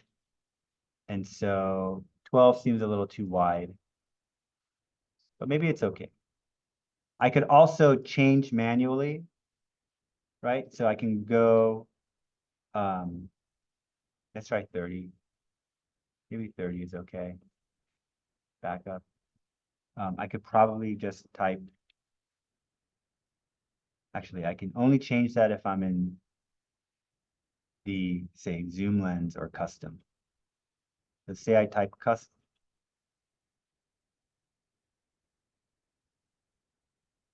Here, let's just go back to the 24 to 70 millimeter zoom. And I could set this to be 24. And I can drag this all the way up to 70 or zoom out. So it's like literally using a camera that has a zoom lens attached to it, right? I can change the focal length manually. Or I can use what are known as prime lenses and select them individually, right? But maybe I like 30. Maybe I'll set my shot here. And exit piloting the camera. At least it's not intersecting the wall. Right? If I click on the camera again, it's going to give me a little preview on the lower right. I can click on this pin preview, and no matter what I select, I can still keep that view if I wanted to make some changes here. Like say I want to close the door a little bit and move that around, you know, what does that do to my scene, right? So I can pin the view by clicking on this little pin preview icon, just so that I can make changes in my scene and still see the effect on my camera, right? The other things to consider on the camera settings, like I said, is the focal plane, right? And the focal plane is important because I can play with the depth of field, right? So with my focus setting, I can open that up and I can look at my focal method, right? My manual focus distance, I can click on this little eyedropper arrow and I can pick an object that I want to focus to, right? So I can click on that. If I want to focus on this back wall, I can click on the back wall. And if I click on this draw focal plane debug, you can see that purple surface appears. That's my plane of focus. It allows me to visualize my plane of focus. I can manually adjust that too by sliding this back and forth, right? So wherever that plane is intersecting my geometry, that's where the focus of the camera is, right?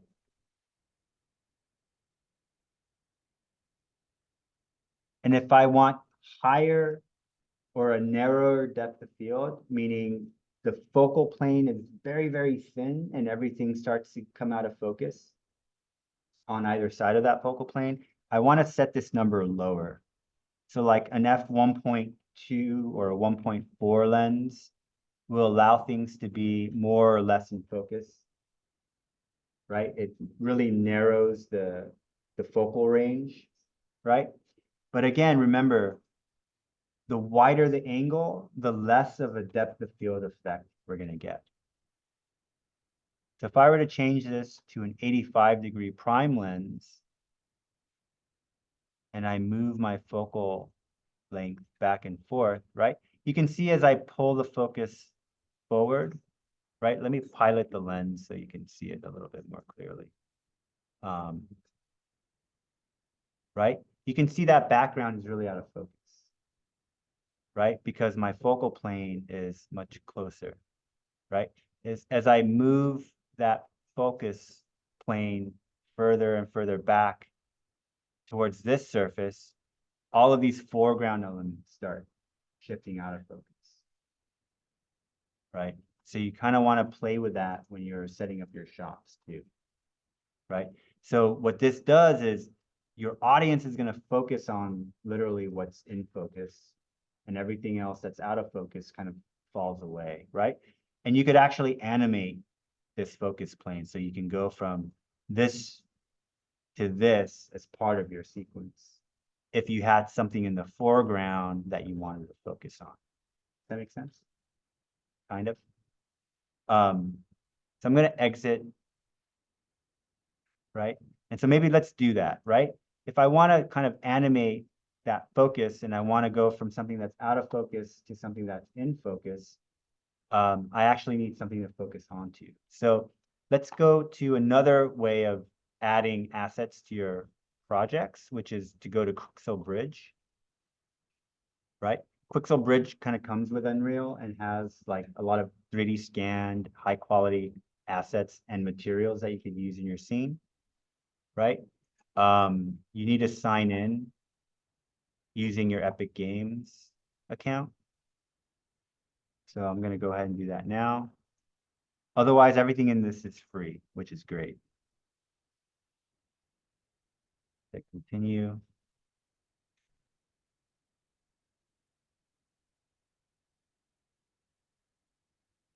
If that's the right password.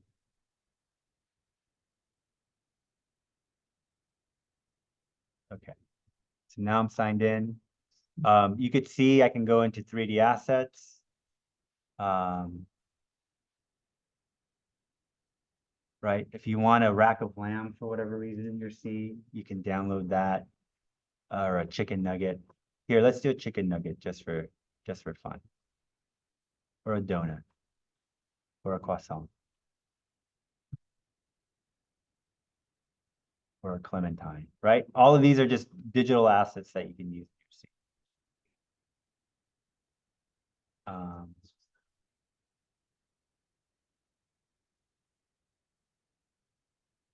Right, what did I do? Chicken nugget, right? So I went ahead and clicked this little green down arrow. And once I do that, I'll get a little check mark here and a blue arrow pointing to the right. So this will migrate that asset into Unreal, right? If I highlight any of these, it'll give me the option to import these at different qualities. Do not do high quality for any of these assets, right? Because they start to get very taxing, especially when you have materials and you're starting to use like 4K textures. It's not really going to benefit you. It's just going to slow things down, right? So medium, I would even say try low, but medium is sort of the default. Just go ahead and keep it at that, but do not go to high. I'm going to move my chicken nugget into my project, right? And you can see it creates a mega scans folder and another subfolder with 3D assets. And here's my chicken nugget asset, right? I can go to Bridge. I can also download other things like materials. So if I go to the surfaces subcategory, I can start downloading different materials, right? And then there are different categories. So say I want a fabric. Say I want leather. Let's do studded leather. I'm going to bring this across. I'm going to turn this off for the moment so I can see my scene. I can drag my studded leather to this bed and apply a material to this bed, right? It's not going to look correct right now, but if this is an important quality of your scene, I might just bring something like that in to visualize it. And I might change the tiling of it so that it looks correct. Right, so something like that, maybe. Right, again, probably not important right now, but just to show that you can import materials and 3D assets onto your scene, right? So just for argument's sake, let's leave that there. But what I really want to do is put my chicken nugget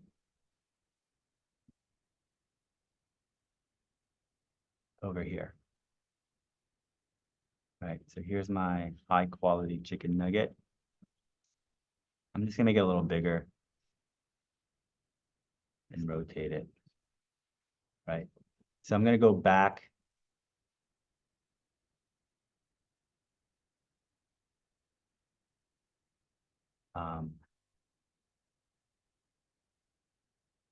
So one annoying thing about Unreal is it keeps opening up my Datasmith scene, which has a bunch of assets. So what I like to do is I like to create a folder and drag all of it into that folder and then close that folder. And it usually stays closed this way, right? So I can rename the folder. It's not letting me rename it. Maybe I needed to. There you go. I can just call it Datasmith and wa.k or something like that. Right? Just so I don't have to scroll through all that anymore, right? So here's my giant, I mean, I enlarged the size of it, which is obviously not gonna, like someone's gonna feel like, hey, that chicken nugget's way too big. So you don't want to do that, but I'm just doing it for illustrative purposes, right? So I want my cine camera actor. Let's pilot it so we can see what it's doing, right? So that chicken nugget is now in focus, right? And we can tell if we draw our debug plane, it's pretty close. So like, let's move that, or I can just click on this, right? And tap using the eyedropper where I want that focus to be, right? So I can focus on that chicken nugget, which makes the rest of the scene a little more blurry. If I want this to be more blurry, I can change my current aperture. You can never find a 0.5 aperture, but that's gonna, it's not gonna let me do it.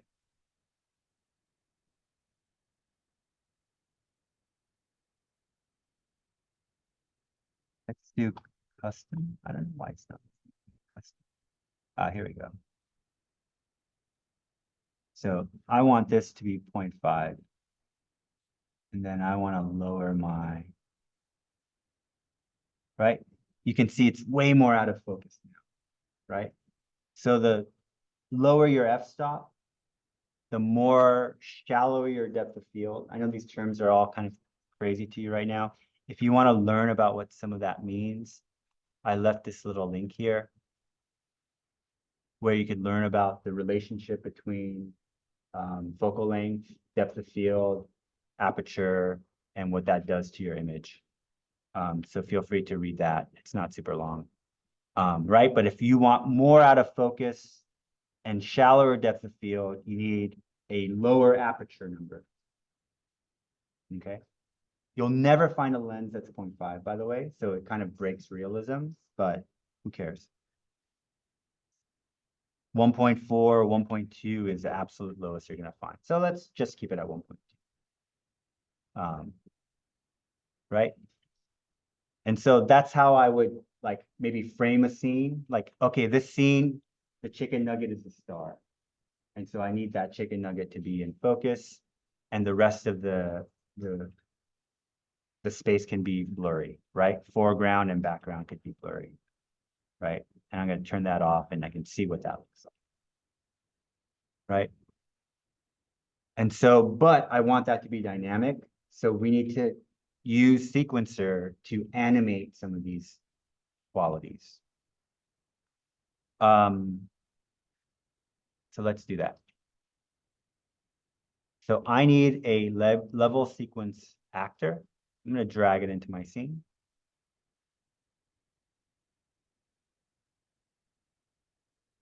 Right? And that level sequence actor wants level sequence assets.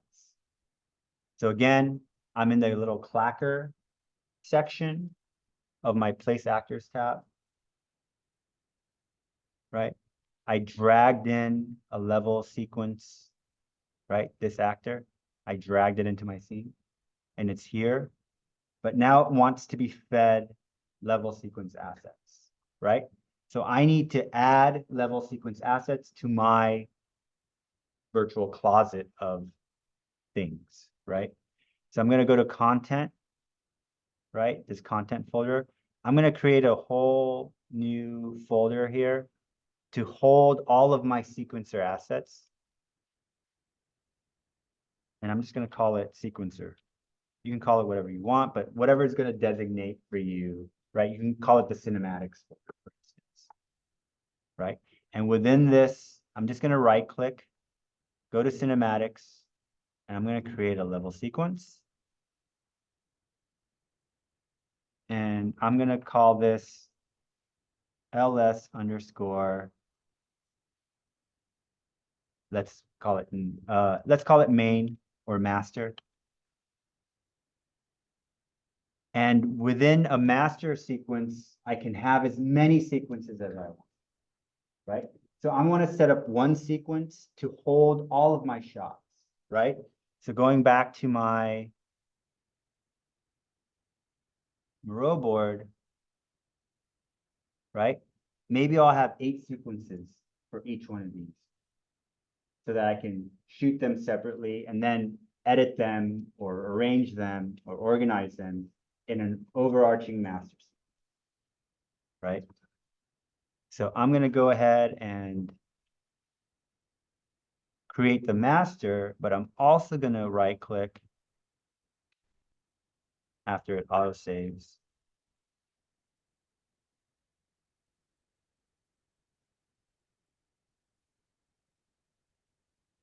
I'm going to go to cinematics. I'm going to create another level sequence and I'm going to call it ls underscore. So ls is a prefix I'm using for level sequence. And I'm going to call it nugget because this is my nugget shot. Right? So for my level sequence actor, I want that to be my master. And then I can open that level sequence and I'll get a timeline. Right? So now I'm playing with time using sequencer to create a series of movements or to choreograph something that is not just about assets on stage, but action to play out on stage. That makes sense? So initially with your datasmith things and even our flashlight, right? The flashlight only works when I hit play and the player dictates what happens to that flashlight, right? But when I create a level sequence, I'm a director and now I'm telling my actors now what to do or which cameras need to move or operate within that frame, right? And so within my master sequence, right, I want to change a few settings, right? First off, do you guys know what movies are filmed at in terms of frames per second? Yeah, 24. So if you want your film to look filmic, change your frame rate to 24 frames per second. It even tells you here, film, right? Soap operas are shot at 30 frames per second. Everyone notice why or wonder why soap operas look so weird, right? This is why, frame rate. Okay. Movies look like movies because they're shot at 24. So go ahead and set your films to 24. Also, video games look weird, don't they? They're often at 60 frames per second. They look super fake because of that, right? So again, if you want something photoreal or filmic, you kind of have to adhere to the properties that are used to generate those images, which are dictated by the cameras that you're using, or that we're using physically, right? We're just simulating that digitally, and we want to sort of capture all of those nuances by applying the same settings. Why did video games to 60? Isn't it just more? Because gamers just want to look and want sort of as much clarity in pixels as possible. Okay? And they want the action to update as quickly as possible. Okay? Right? Because so much is happening on a video game, they want to be able to see all of that. Like if you're watching sports, you probably wish you could watch sports at 60 frames per second so that you could see everything. Right? Because what comes with 24 frames per second is also more exposure, which means more motion blur. Wouldn't it be possible to do slow motion and then take up the speed, because then you have like more frames per second? So that's kind of what you could do with like, you could do that with a lot of cameras, right? You'll film something with a higher frame rate only to slow it down to 24, and that'll then appear slow motion, right? But the frame rate that you're gonna end up with is 24 frames per second if you're making, right? The idea there is that it simulates most the way our eyes in terms of motion, right? We experience motion blur when something is moving past us, like it's blurry. 24 frames per second at 1/50th of a second exposure is going to most closely simulate the motion blur that we as human beings experience. And that's the rationale behind why films are filmed this way. Okay. I'm going to go ahead and add a shot track to this. And that shot track is my nugget. Right? So now if I double click on my nugget, right, you can see in my master track, I'm in my nugget shot. And my nugget shot is now going to give me a warning. My frame rates aren't matching. So I need to change the frame rate of all of my sub shots to match 24 frames per second. Right? But there's nothing in here. Right? So what do I want to add? What do you guys think I want to add? Yeah, my camera, right? So I'm going to click on plus. I want a camera cut track.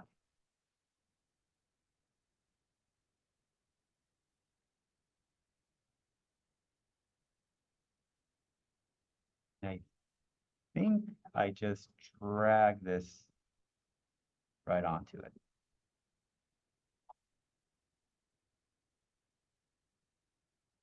Right. Another thing I do when I work with cinematics is I'll change my viewport, go to my layouts. So click on this little menu icon on the upper left of my viewport, go to layouts and go to two pane view. So this is like my model view, and I want this to be a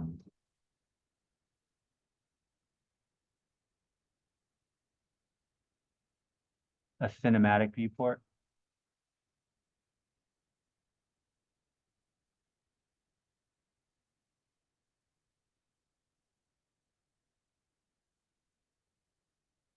And I want to turn my camera on by clicking on this icon. Right. So I can scrub through my timeline. Nothing's changing because I didn't tell it to change anything. Right. But now I have independent control. Right. If I focus, I'm focusing on my camera. So I have control over my actors using this. Right. And I can see what's going on the screen on the left. Right. So again, what I did here, clicked on this in my viewport, went to layouts and did two pane. Right. Went to the perspective, clicked on that and selected cinematic viewport. Right. And I can do other things like I can add a grid. You guys know the rule of thirds? Yeah. So this grid is specifically set up to allow for the rule of thirds. Guess what? Did I violate the rule of thirds? Kind of. Right? Am I going to worry about that? Maybe. right? It's just another tool to help you compose your images, right? The idea being wherever these lines are, you want to place something that you want to focus on there. It like follows the golden section idea.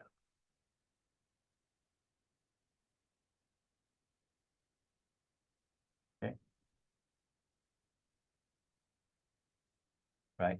So now I have within my sequence a camera that I can conceivably, right, do things that now function a long time, right, with this time. Right. So maybe somewhere in the middle of my shot. So first and foremost, let's figure out our timing, right? So 30 seconds at 24 frames per second, how many frames are we talking about?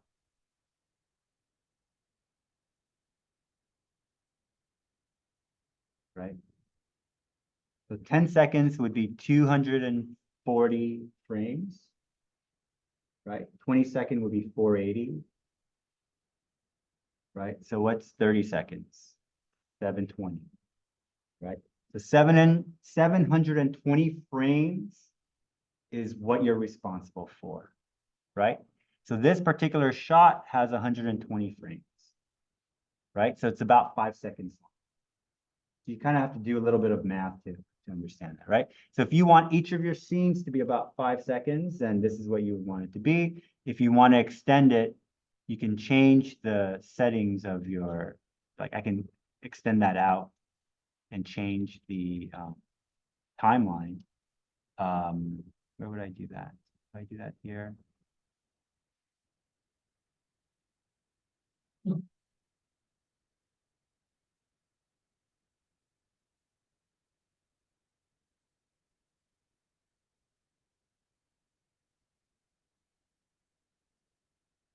Right.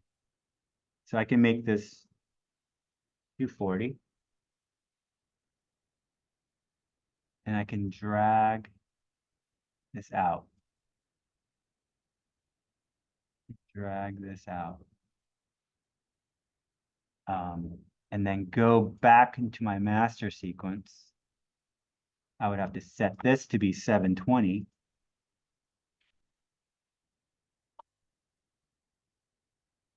Drag this out to 720. And then drag this out to about 240. Right, so now if I go back in,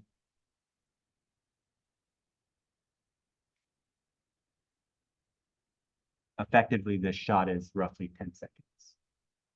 Right, I'll probably have to move this around a little bit to be exactly that, but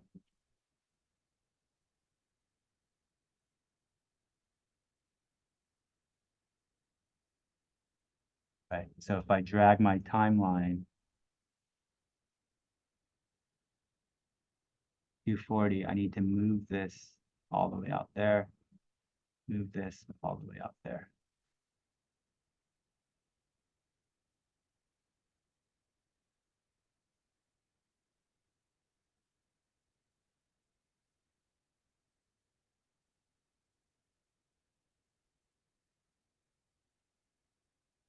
I'm just giving myself a little extra room, but this is where my actual shot is going to end. Let's say 27. 240.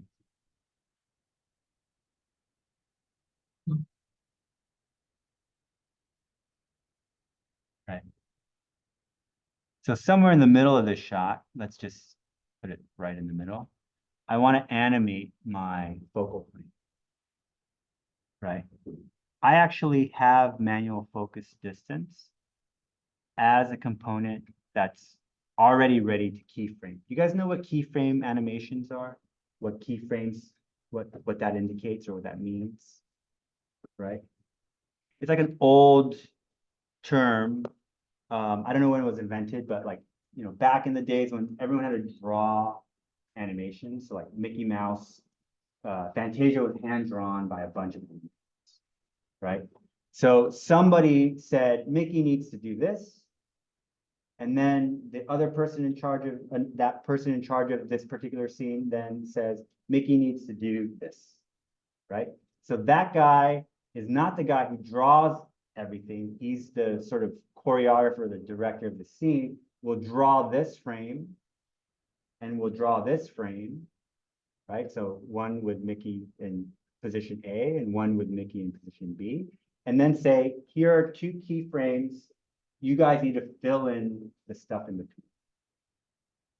Does that make sense? So then the underlings are all drawing all of the arms as it goes from this to this, right? It's kind of like the blend tool in Illustrator, right? You have a line, you have another line, and then it fills in all of what that line would look like in between, or tween curves in Rhino. You guys know tween curves in Rhino? You have one curve and you have another curve, and it calculates the middle curve, right? Except we need to calculate all of that motion from position A to position B, right? So all we need to tell Unreal or whatever animation software you might be using is the start and end positions, and the computer calculates the rest, right? And so in my frame here, I know that I want my end focus to be this chicken McNugget or chicken nugget. Sorry, it's not branded. Chicken nugget in this particular focal plane, or I need my focus to be on the position of the chicken nugget. So I can go to this manual focus distance, go to this little plus icon, and I can add a keyframe at this position, right? Because I know at this moment, I want that focus to be right here, right? One keyframe isn't going to do anything. I actually need another keyframe, let's say at the beginning of my shot, add another keyframe, and I could change my focal plane to, am I going the wrong way? Am I going too far, right? So maybe I focus on the window or focus something, the building beyond this window. Well, I have nothing there, so I might have to go and place something there, right? I won't do that now. Let's just, for the sake of time, I'm just going to focus on the window, right? So now if I click and drag, my focus is going to shift from the window to the nugget, right? And so if I hit play, it slowly moves into position, right? That's not dramatic. I need it to go faster. So I'm going to move that keyframe around, right? Which means when I hit play, it's going to be focusing on the window. And then really quickly, it focuses on the nugget. Right? You guys seen this in films, yeah? Yeah.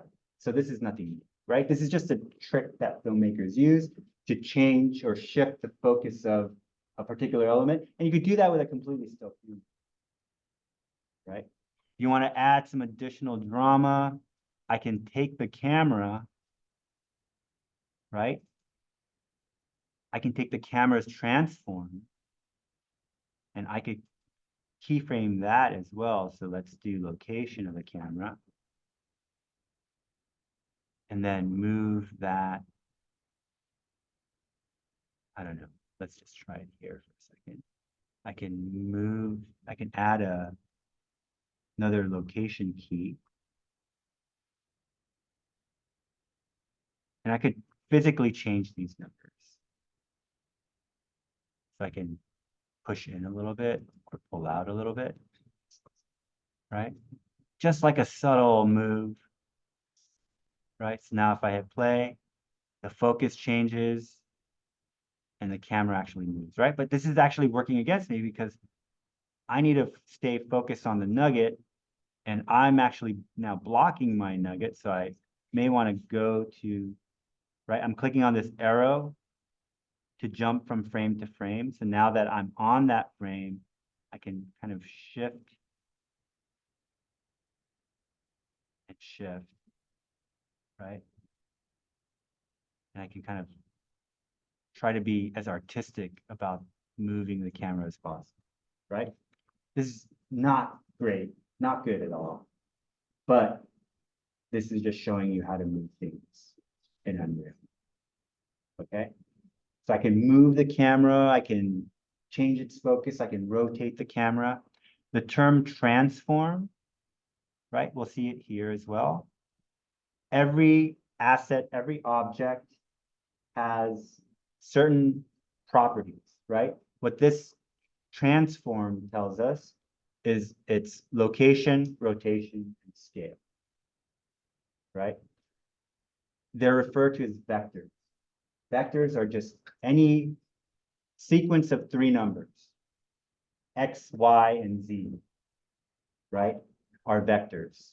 And so a transform is a collection of 3 vectors, each of which represent its location, rotation, and scale. They're just numbers, right? So scale is 1, 1, 1.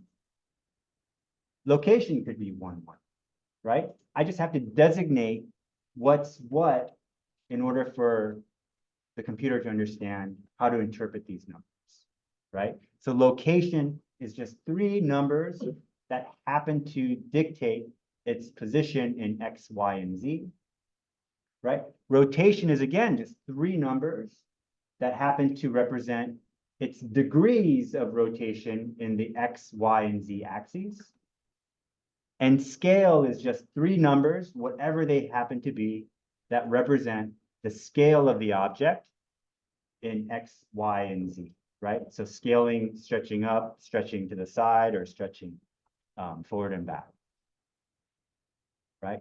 The same is true for R, G, and B, right? When we are dealing with materials, we use these vectors, right? And they're coordinated with either X, Y, and Z values or R, G, and B values. And you'll see here that we see X is red, Y is green, and Z is blue, right? This is kind of universal, a universal translation of vector numbers to represent these types of values, location, rotation, and scale, but also color values.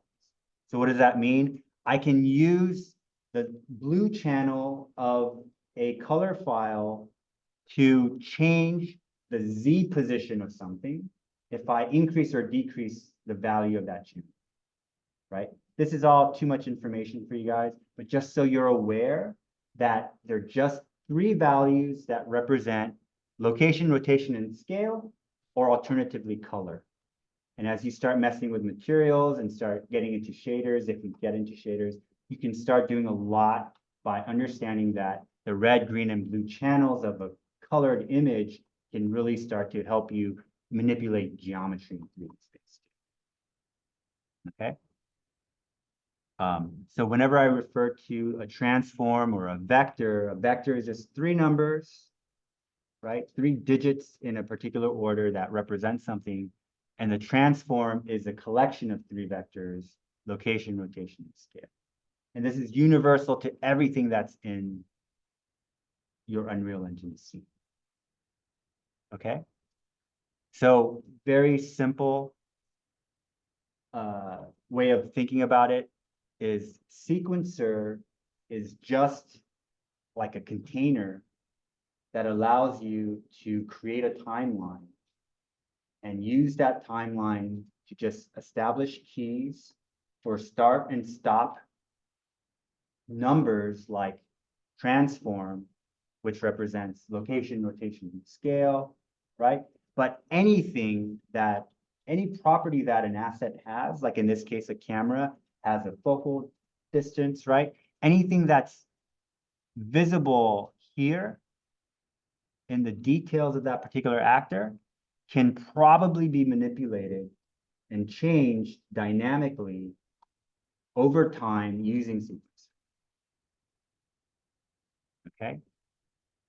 And so this is just a very introductory first step into that, right? So let's look at what that meant for my particular scene, right? So I'm using sequencer to take a character, download it, add animations to that character, and import those animations And in the same way I added the camera actor, I can add a character actor and manipulate it in this exact same way and apply the animation so that I can have that child dancing like Looney Tunes, right? If you review these tutorials,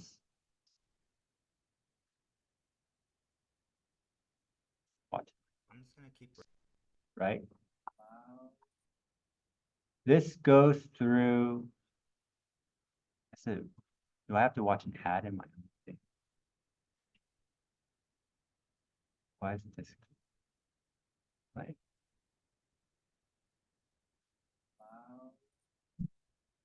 Anybody else?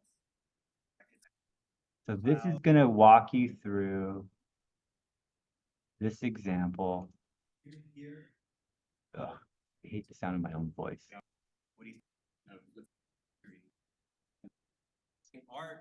So I'll maybe send you a timestamp when to start.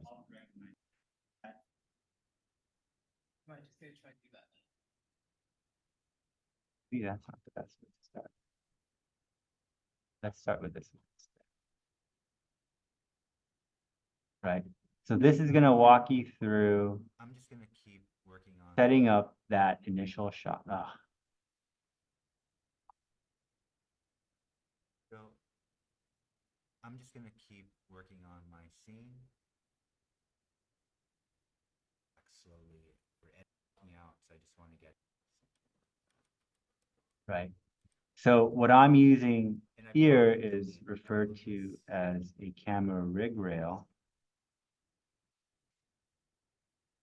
which is this asset here, right? So you can animate the transform of something, which goes from one X, Y, and Z value to another X, Y, and Z value over a specific number of frames. What the rig rail allows you to do is it creates a more dynamic path that has a starting point and an ending point so that you can animate the position of this path very smoothly because it's much more complex than just moving, say, the X component of something or the Y component of something or the Z component of something.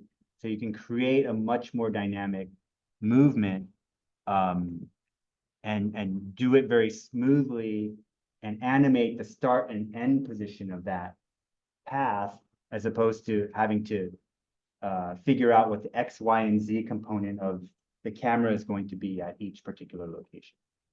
Hopefully that's clear. It's just a very simplified way of creating complex movements. And that movement, see if I can just cut to the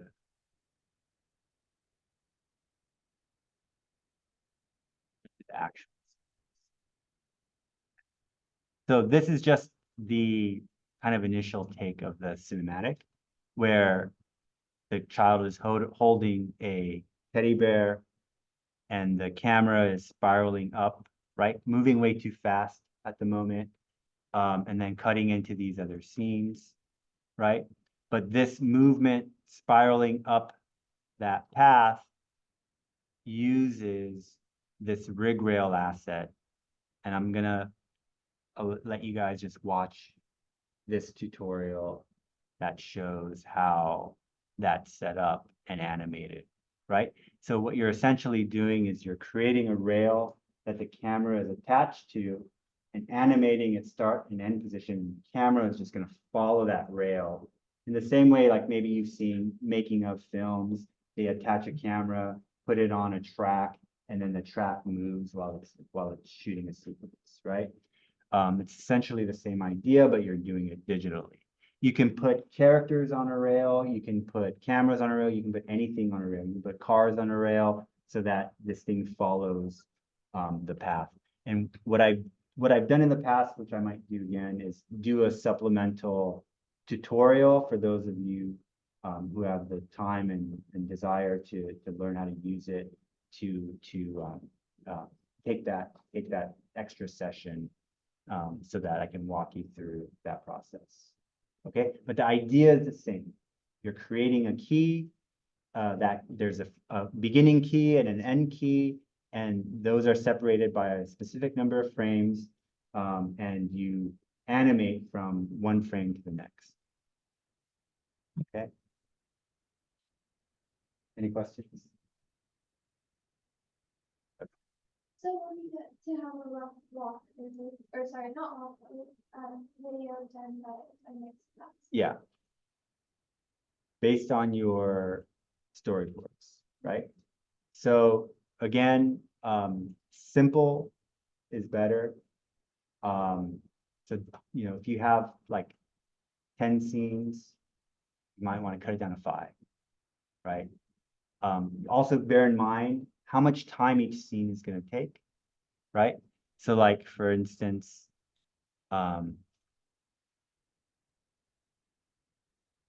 like this little walking scene is not in my model, right? I made a model of a red set of stairs and a wall in the back and had the character walk up stair and put a camera in front of it, right?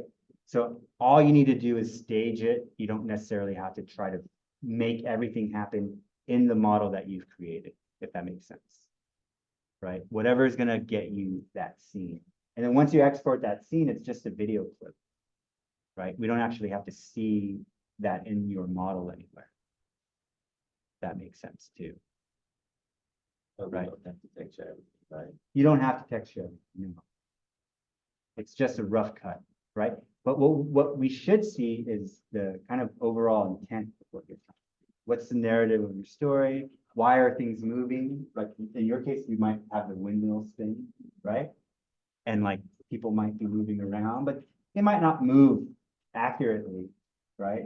Or they might be performing actions, right? And those actions should be really relevant to your scene, right? Are they working?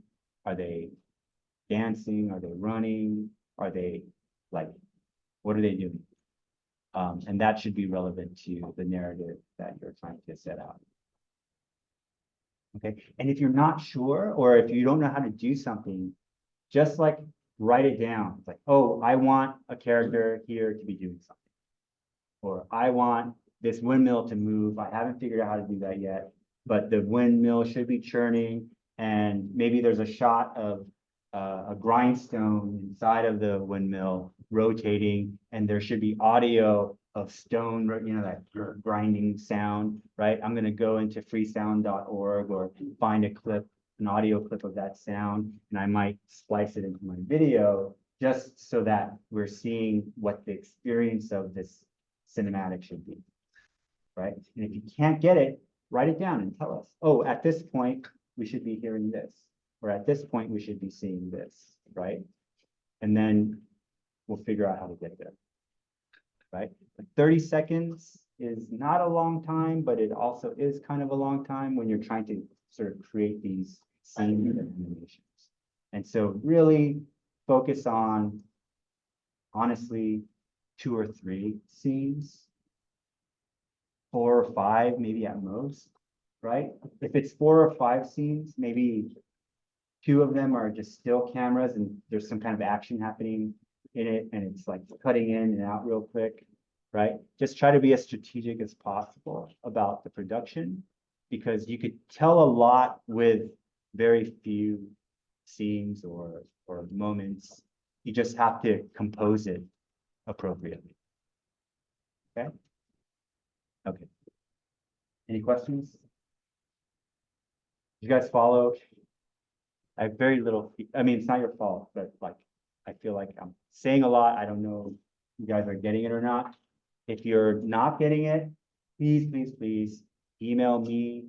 If you're not comfortable emailing me, email Masood and tell Masood, hey, can you tell Jason to like slow it down, or tell Jason to stop talking so much and cut to the chase, or whatever it is. Like, I want to communicate with you guys, and so please feel free to contact either of us to ask any questions or for us to elaborate on any particular topic, especially as it's relevant to your projects. At this point, I'm going to go into each of your projects. If you have a storyboard on your mural board, I'll start typing in some comments. Oh, this looks like it has a lot of potential. This is definitely an important scene, or maybe this could be cut, or just to try to help you maybe edit some other things. If you typed in a narrative of what you're trying to do, that would be super helpful for me to understand like what your objectives are too. So if you have time to do that and you want me to respond to that as well, go ahead and post that. Shoot me an email and say, hey, I added a narrative. Can you review my my storyboard? And then I'll do it and I'll email you back and say, oh, I left some comments on, and we can start to communicate that way, especially for individualized feedback. Okay. Okay, good. Go do stuff. Thanks. But, how do you sort of all this and make sure, I know you said that not to say like the whole over all of the actions. Yes.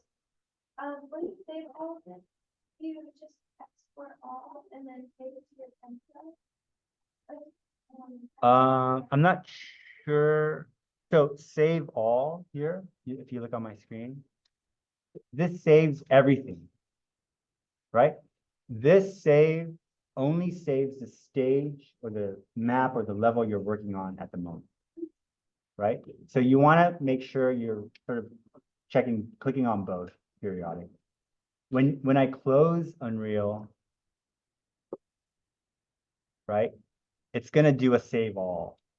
And so this is telling me all of these things changed. Do you want to save them? It sort of defaults to checked. And I hit save selected. It's going to save everything and close it, right? But you know, sometimes Unreal crashes. And so periodically you're going to want to hit that save all button and it's going to give me that same dialog. It's going to save it to where that project is saved, right? So when you created that project, it should be in a position that you've chosen. So in my case, on my local C drive, I created an Unreal 5 folder, and this is my first VR.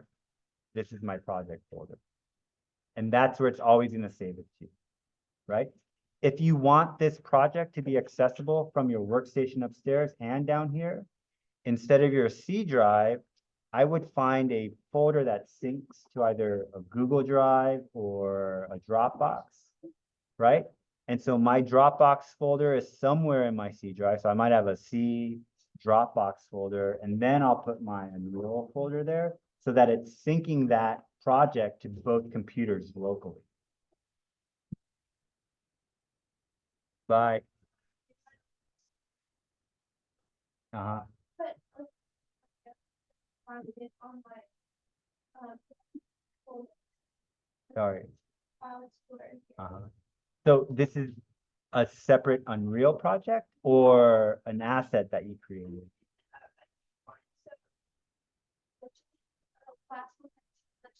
Okay. So I created a project model And you imported it into the same file? and imported it But when you say completely new file, what does that mean? A new Unreal project. So where did you save that Unreal project? So when you create that project, it went somewhere. that's the thing, I retitled it. Yeah, So it would be easier to find and not just my project, but. yeah.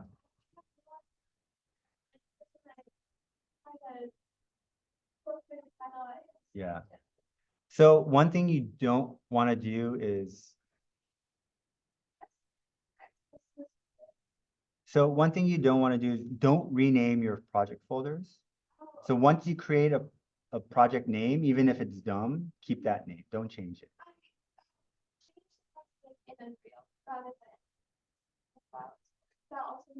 How did you do that? Did you do file like save as or something? At the very beginning. I mean, you have to be, I don't know, more, because like you could save a level as something, or you could save the project as something, but when you create a new project, that only happens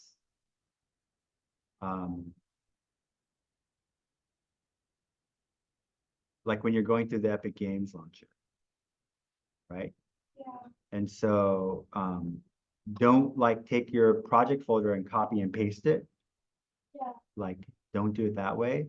Always create projects through, right, going into library, and just launching Unreal and then creating a new project that way. So if you click on launch, it's going to give you the option to select templates, right?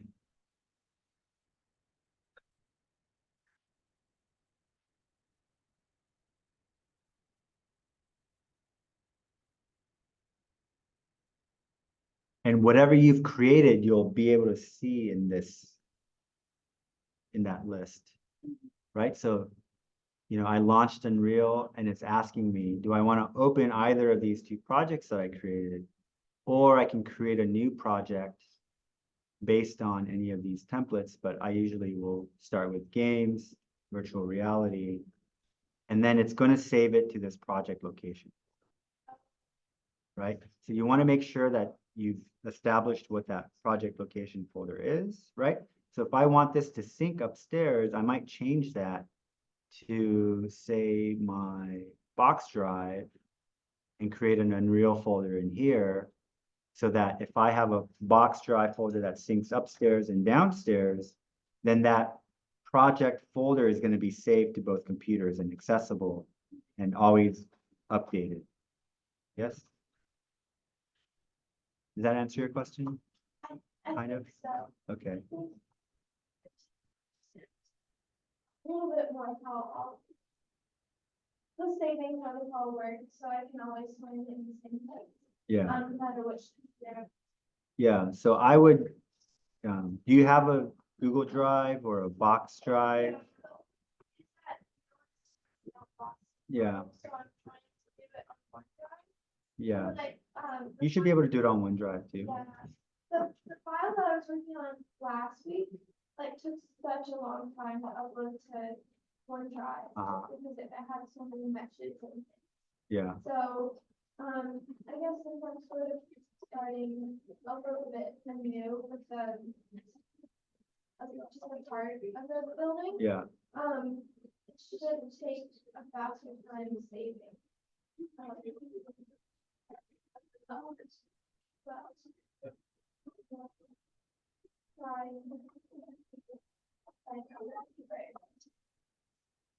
Yeah. And it wouldn't be the end of the world just to do it again, too. Just because, yeah, just because it's gonna kind of reinforce that process. And sometimes if the project starts to get too heavy or it starts to do weird things, sometimes I'll just start from scratch.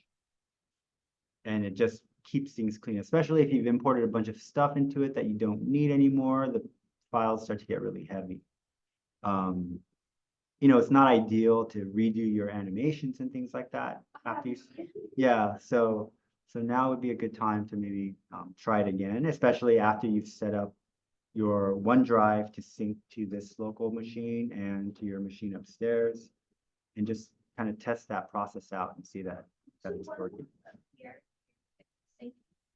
That I'm not 100% sure. Like, if you see your OneDrive in your, right, it says here OneDrive personal.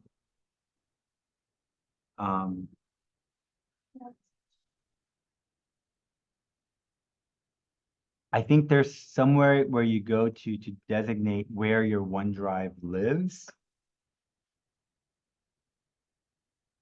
And I'm not sure where that is. I think you have to maybe log into Microsoft or go to the settings here. I don't know if you have the credentials to do that. Let me see. If I'm in settings, accounts.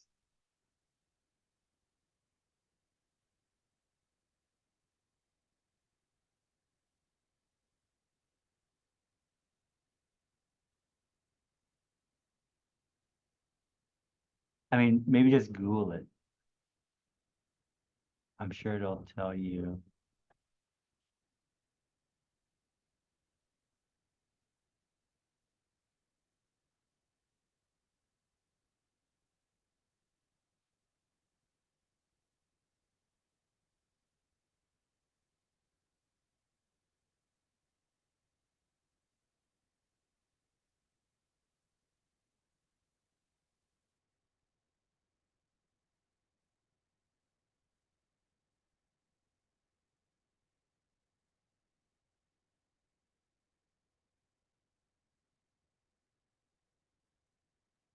Oh, yeah.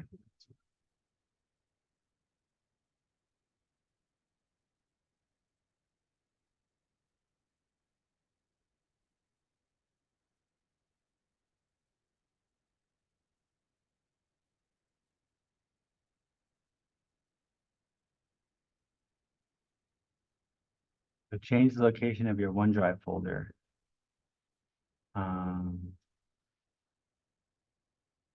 So select the OneDrive cloud in your notification area.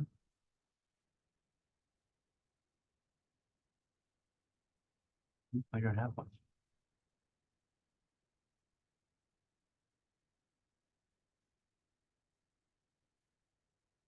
So account.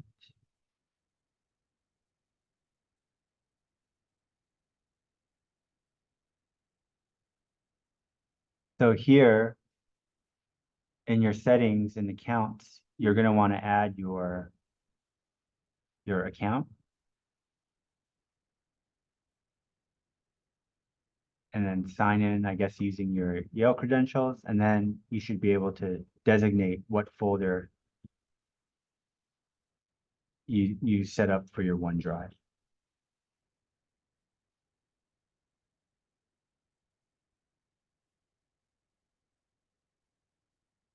And there's a link here. Or I did a Google search and I'll add it to the Miro.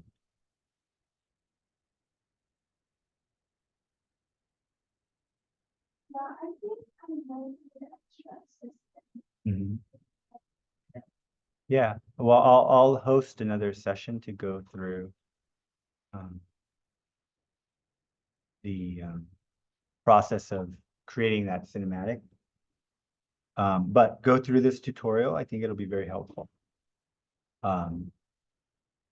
And yeah, it's really more, I mean, the hardest part is going to be your direction, right? You're establishing your sequence. And so, you know, start simple and then make it more complex as opposed to trying to make it too complex at the beginning. Do you have a question?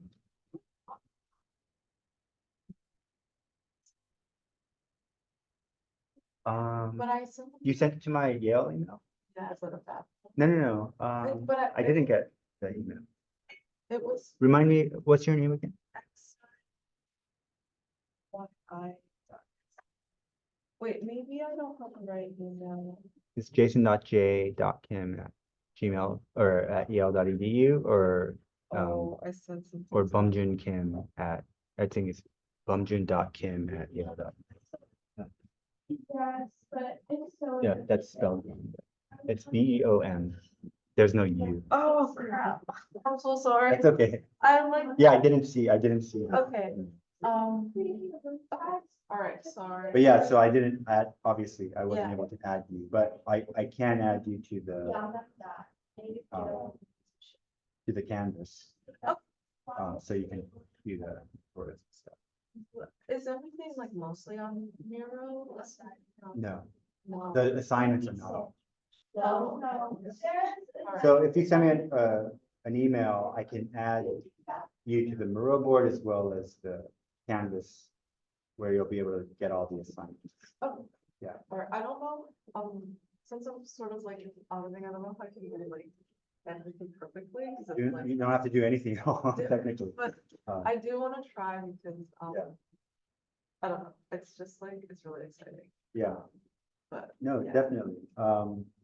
You know, you probably have a little bit of catch up to do, but the homework isn't super extensive. It's really, the time is more going to be spent doing the tutorials, I would say. And you should, you know, if you really have time and focus, you'll be able to catch up within the week, but you know, it will take some time to go through Yeah. those things. Yeah. That's really exciting. Yeah, good.